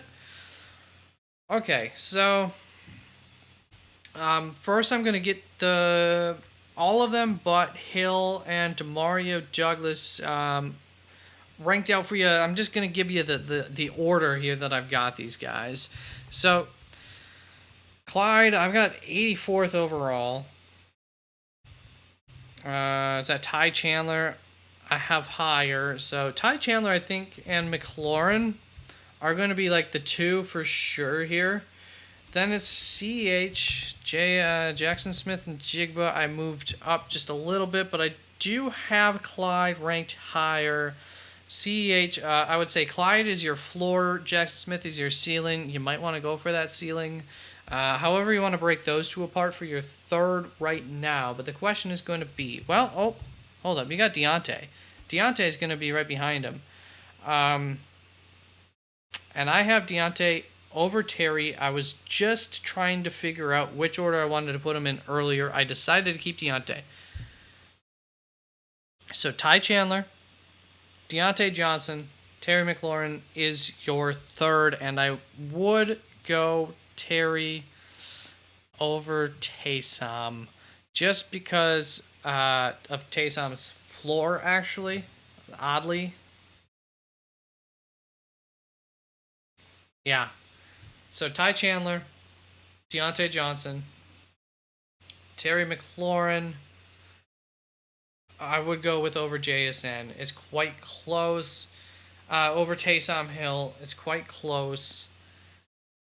Jackson Smith, you love the ceiling potential in this matchup, but I just don't think we've seen enough of it. And with it being like, with Philadelphia being the leaky faucet that it is, I don't think there's much of a need to have to go to JSN. Like, DK should be able to get open. Tyler Lockett should be able to get open.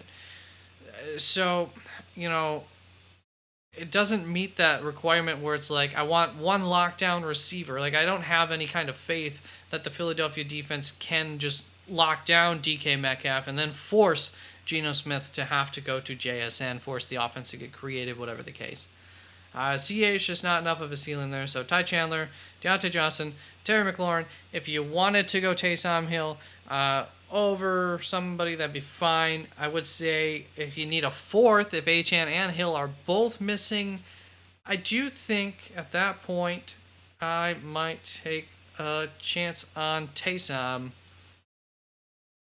Maybe. I'm not going to go Demario Douglas. And do I have CH or Jackson Smith? Yeah, I had CH higher, but, frankly, I don't know if I would do that again. So, Jackson, 5 to 10 points. What is the tight end? Nope. Come on here. Tight end.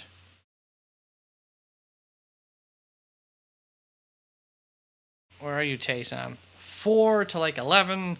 So yeah, I wouldn't hate going for the Taysom there against New York. New York sucks against the run, so I do think that it could be a Taysom game. Chris Olave could also continue to be banged up, maybe even out. So that would be my fourth, would be Taysom Hill there for you, Elias. I'll give you 4 on that one. You got that? You got that order? You need me to repeat it? Let me know. I think I said it several times. Julian, Goddard or Taysom? I've got Taysom. I think, can you see this screen? Which screen are you looking at right now? Yeah. I've got Taysom over Goddard there.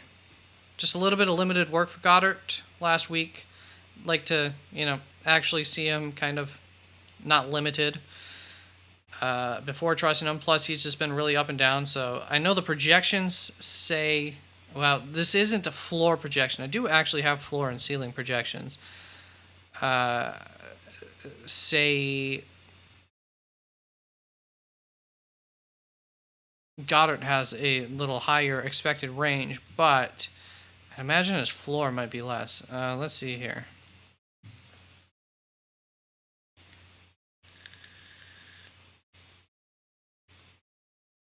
It's actually not. He's just had like enough games where he's had big games that it just holds up his floor and whatnot. But I think in all reality, where are you, Taysom? This week especially, I like Taysom's floor better, despite what the projections say there.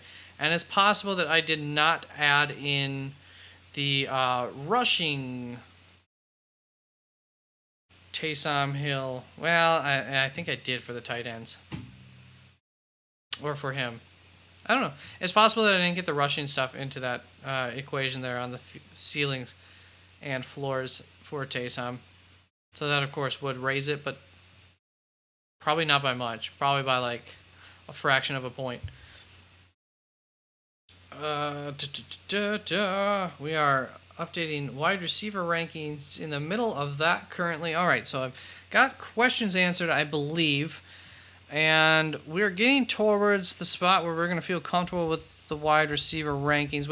We had just gone through the Deontay Terry McLaurin argument just in time for somebody who asked about those two. We got past a little ways down here. Now, Elias, if Hill and Achane are both out, I'm jumping off a cliff. Well, don't jump off that cliff until you actually lose your matchup, because you just never know. That would suck. Yeah, Hill is likely to play. He said it himself earlier this week on Twitch, and then the reporting out today was pretty positive. He is still questionable. It's not a guarantee, but likely. I think of the two, Achane is more likely not to play. And even Achane's, I want to say he's game time decision. I don't know if they declared that. But that's roughly what he is, if not. No JT, that sucks. You had him for a little while and then he left you. Left you cold and alone on the street corner.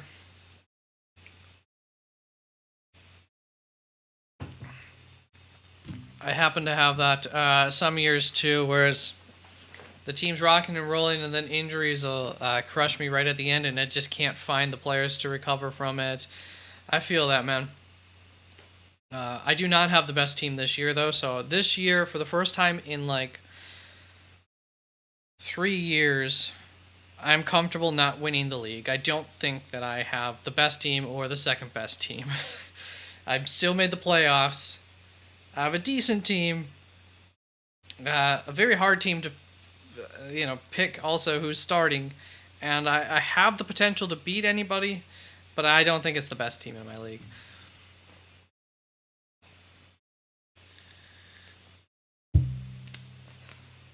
That sucks, Julian. That did not work out for you.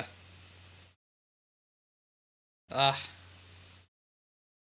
was really looking like Thielen was just going to be able to be that guy for Bryce and just sail off into the sunset as this low ADOT, high reception, full PPR kind of stud for you. And then through that first 6 weeks, like they were coming. Bryce was improving every week just a little bit, and then it just crumbled and everything went bad for them.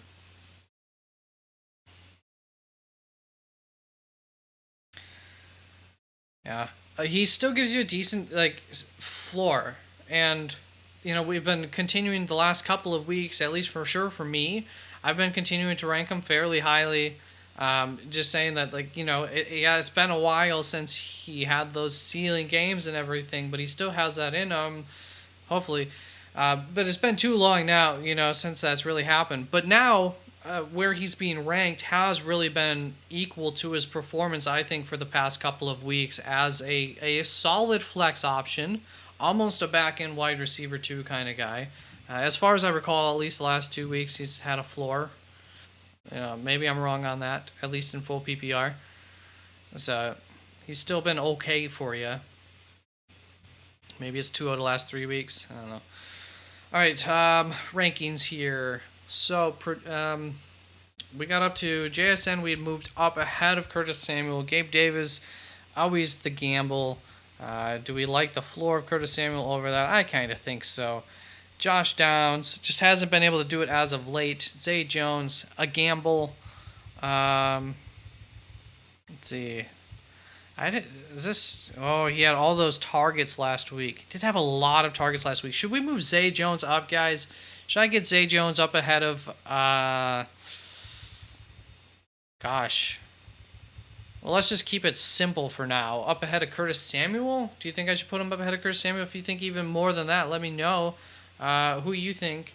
I'm not going to move him up ahead of Noah Brown. I can tell you that. So any of those names from like Jackson's Curtis Samuel up to Marquise Brown, who should I have him ranked ahead of? Or should I keep him where I have him? Just stick with that. Am I putting too much stock into these projections looking at the name? But he did have like 14 freaking targets last week. Something crazy. Do I play Cole Kmet or Jake Ferguson? I think Cole, because he has been averaging more. But what do I think? I do have Jake Ferguson ranked higher than Cole Kmet. I think there's a lot of upside in that Buffalo-Dallas matchup. I think it could be a shootout.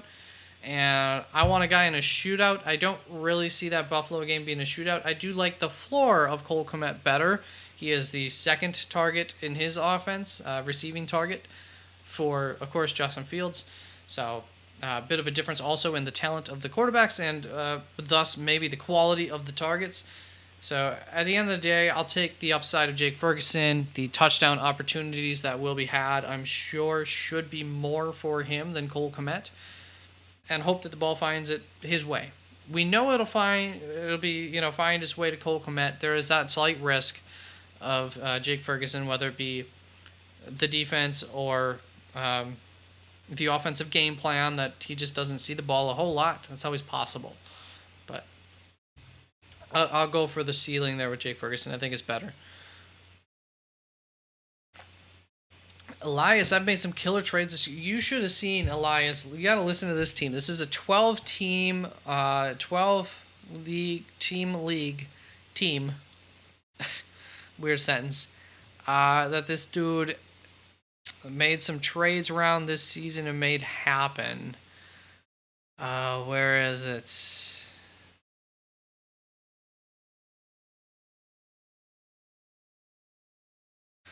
All right, this is his starting lineup. Or no, this is his team.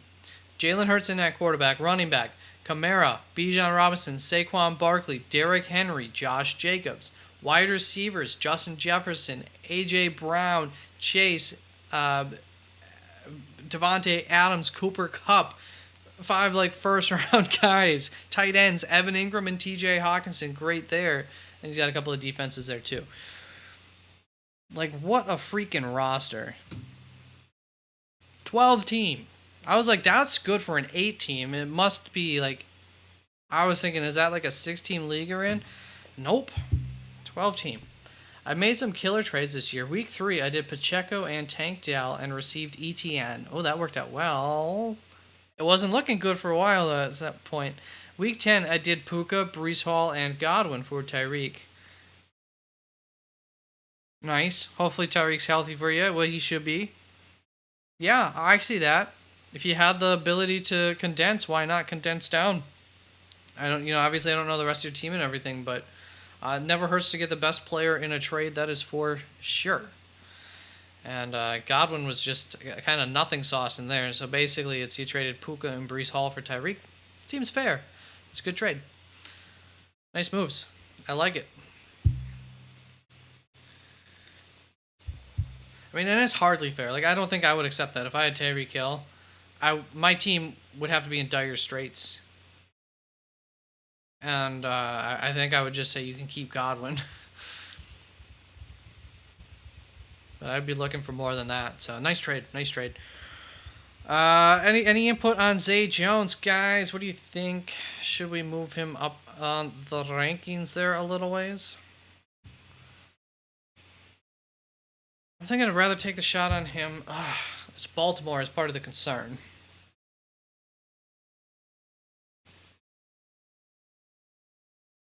I know I'd rather than Josh Downs. I think I would rather... he feels like Gabe Davis to me. And I think I have more confidence based on the targets last week than Gabe Davis. Jacksonville's going to have to pass in this game. I am expecting it to probably turn into a shootout. So I'll take him over Curtis Samuel. I'm going to put him up. Put him up at wide receiver 41. Unless you have any objections or you think I should push him up further. Let me know. I can get Zay Jones up a little ways there. All right. So Zay Jones moved up. John Dawson. Okay, now we're into yucky territory at that point. Yeah,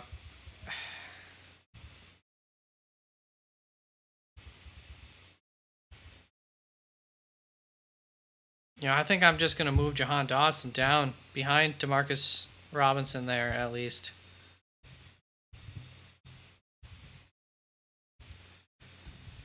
Because when I look at those names, I'm like, I would rather start Judy, Elijah, Pop Douglas, Demarcus Robinson, definitely over Jerry Judy.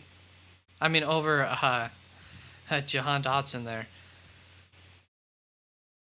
I don't know why he's got that matchup gauge there. All right, there's the wide receiver updates. So I am going to have to move myself on here. I'm going to go through my my DraftKings lineup of the week here and probably wrap this up. Ended up, past 2 hours. I was thinking 2 hours max. So glad to see that I've had enough questions and whatnot to get through 2 hours here. Let's see here. I got to move myself. There we go. Up here. We can even make me a little bigger. There we go. And feel free to give your input here on anything, but I can see chat. All right.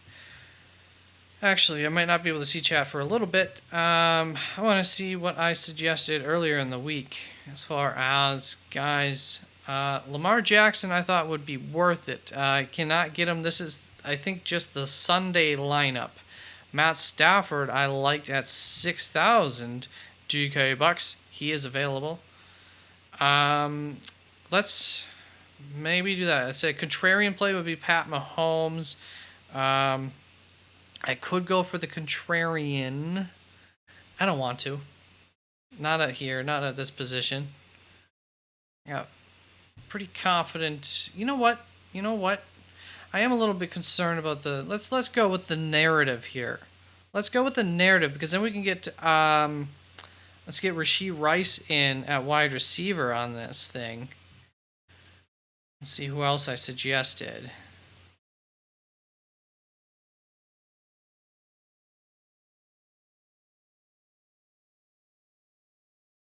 Oh, I got Parker Washington on here for a cheap option. Tyler Lockett at 4,900.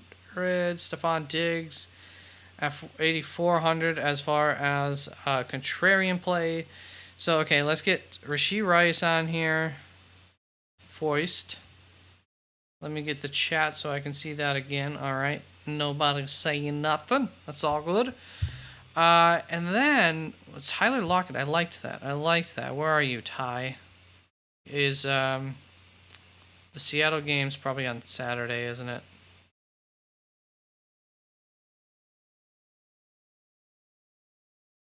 Yeah, it is. No.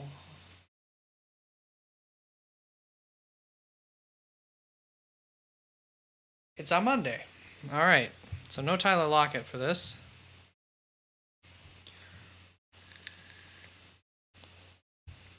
Parker Washington, Jacksonville. I'll park him in there. Get it? Park. It's a pun. No, he must be playing Saturday, right?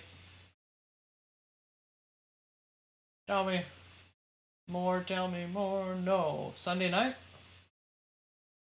Yep, can't do that either. All right, good for me.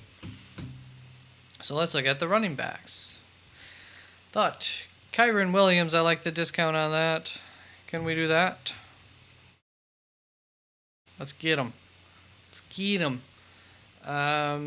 6,100 on Swift. Probably don't want to spend up for Swift. Zamir White, I thought would be a good buy at 4,400. That's, we're a little late on that. And looking at the tight ends, I liked Njoku, Logan Thomas, Trey McBride, maybe a contrarian play type thing. Full PPR, I do like Trey McBride. DST this week. Ooh,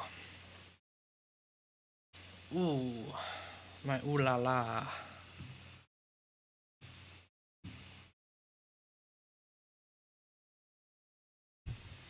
I kind of wanted to go to the Chiefs. So I go all in on that narrative.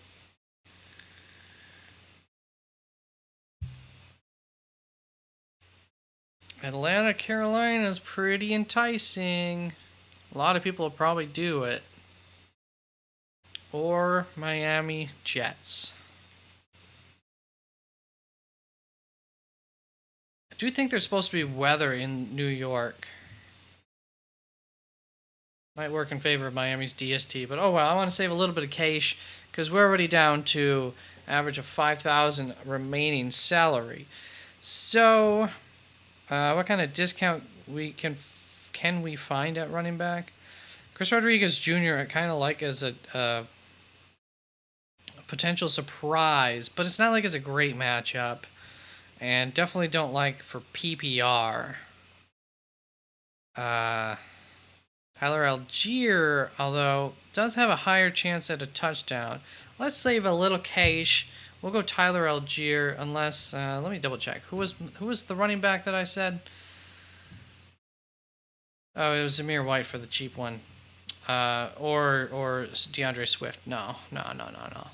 All right, wide receivers. We got Rashee Rice in there. We can probably find something cheaper here too. Maybe. Robinson, yeah, possibly. Pop Doug, Dontavian Wicks questionable. Robert Woods might end up doing stuff. Could end up being really good, but whatever. Curtis Samuel, I do have him ranked. Definitely. Oh, Jaden Reed. That is going to be a little less than our average remaining salary, so we'll do that. Stick around this price range. See what else we can find. For less than 52 is going to be Brandon Cooks on down.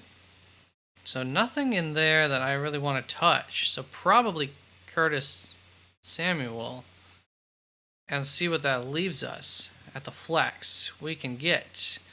I don't want Godwin. Don't want that. Oh, hold up.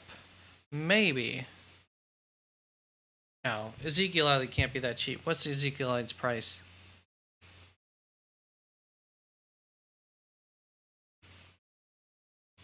What's your price, Zeke? 58. That's going to be more than anybody I'm willing to replace, and I can afford him. I can afford him. Okay, so we'll see. Might be the call right below there. James Conner, nope. Chuba, nope. Jerome Ford, I believe I have them back to back, but full PPR. How do I have those two? Hadia has them ranked.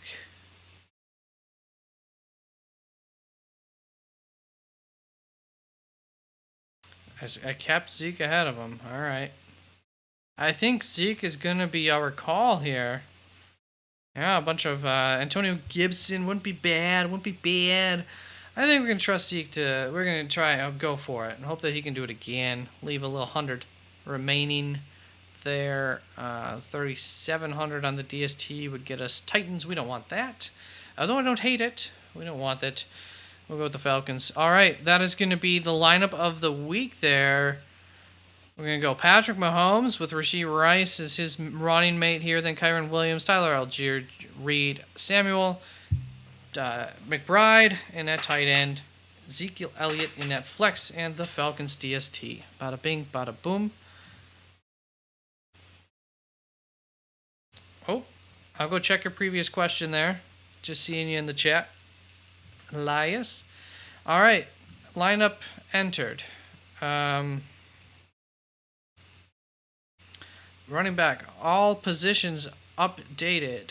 Oh, come on. Did you save yet? There we go. Wide receiver. Zay Jones. What's the question? How far back is it?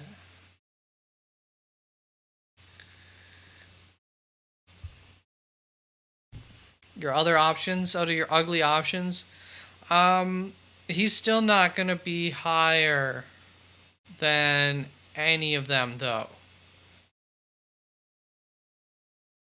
You got Mahomes, Achane, Etienne, Hill, McLaurin, Kelsey, Ty Chandler, bench, JT, Zay Jones, Deontay, Demario Douglas, CH, Taysom Hill, JSN.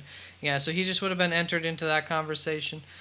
He's still going to be, I would say, maybe he'd be that fourth option ahead of Taysom Hill. Probably. Almost certainly. Yeah. I would take him over Taysom Hill as your option number 4 there. Bump Taysom Hill down a little bit. Yeah, I'm going to have McLaurin ranked higher. Hopefully, Sam Howell can find McLaurin. That would be cool, right? For McLaurin people. You and the others. All right, so I think we're going on 2.5 hours here. Excellent. I could go 5 hours.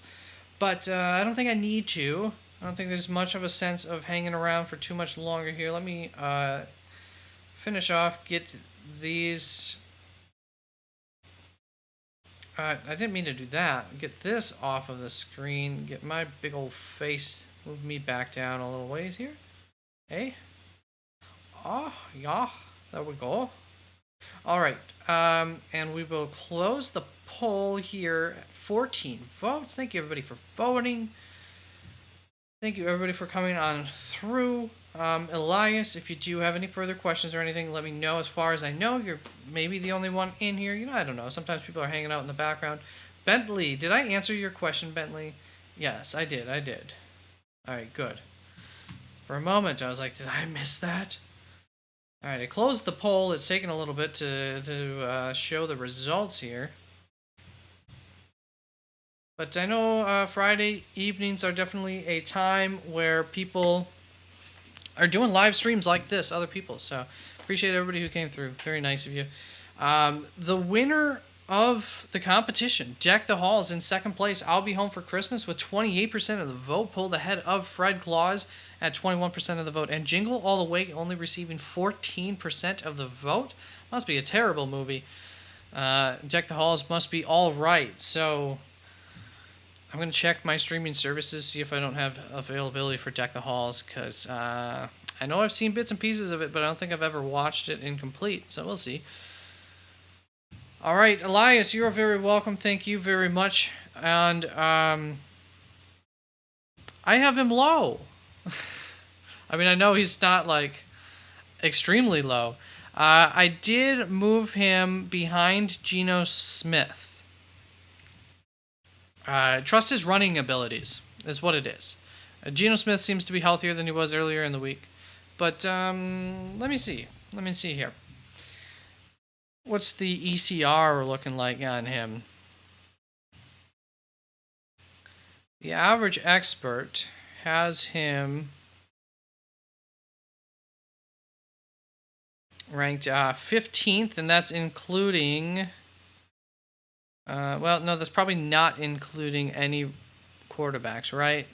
They're not going to have any of the quarterbacks that played on Thursday. What was the Thursday game again? It's 2 bad quarterbacks, wasn't it?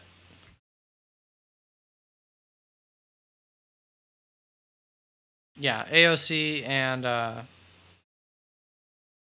whoever. They wouldn't be in the top 15. So I'm going to rank 15th, or they have him ranked 15th. Where am I on him? I have him... well, it's going to be maybe 14th. Actually, I can just check my freaking current rankings. I got Yeah, like I thought. 14th. I did keep him ahead of Jared Goff. I don't have much faith for Jared Goff. It was close. I almost moved him back behind Jared Goff as well. So, I mean, I'm right in there. So high seems like a stretch for me at ranked 14, but Elias, if that's what you think. Definitely going up against San Francisco. Understandable. I'm not touching him. I got Justin Fields happily playing Justin over him. I'm in a 2-quarterback league plus 1 superflex. Can I pick the 3 quarterbacks that you should start? Crazy format, don't ask. 2-quarterback league plus 1 super. Yeah, that is crazy format. Basically, draft 4 quarterbacks in the first 4 rounds of the draft, I feel like, would be the strategy there. Or maybe like 3, and then one of the high-end backup kind of guys or something like that. Depends how everybody else drafts, of course, a little bit. Jordan Love, Justin Fields, Tommy DeVito, Derek Carr, Kyler Murray. So, I mean, obviously Jordan Love, Justin Fields, easy plays. I think it's Kyler Murray. You can see I'm low on Derek Carr. I have Derek Carr ranked 26th. His projection this week is expected range of outcomes is between 10 to 14.5 points. Against New York, they should be able to run the ball. My only concern is their primary running back is more of a receiving back. So,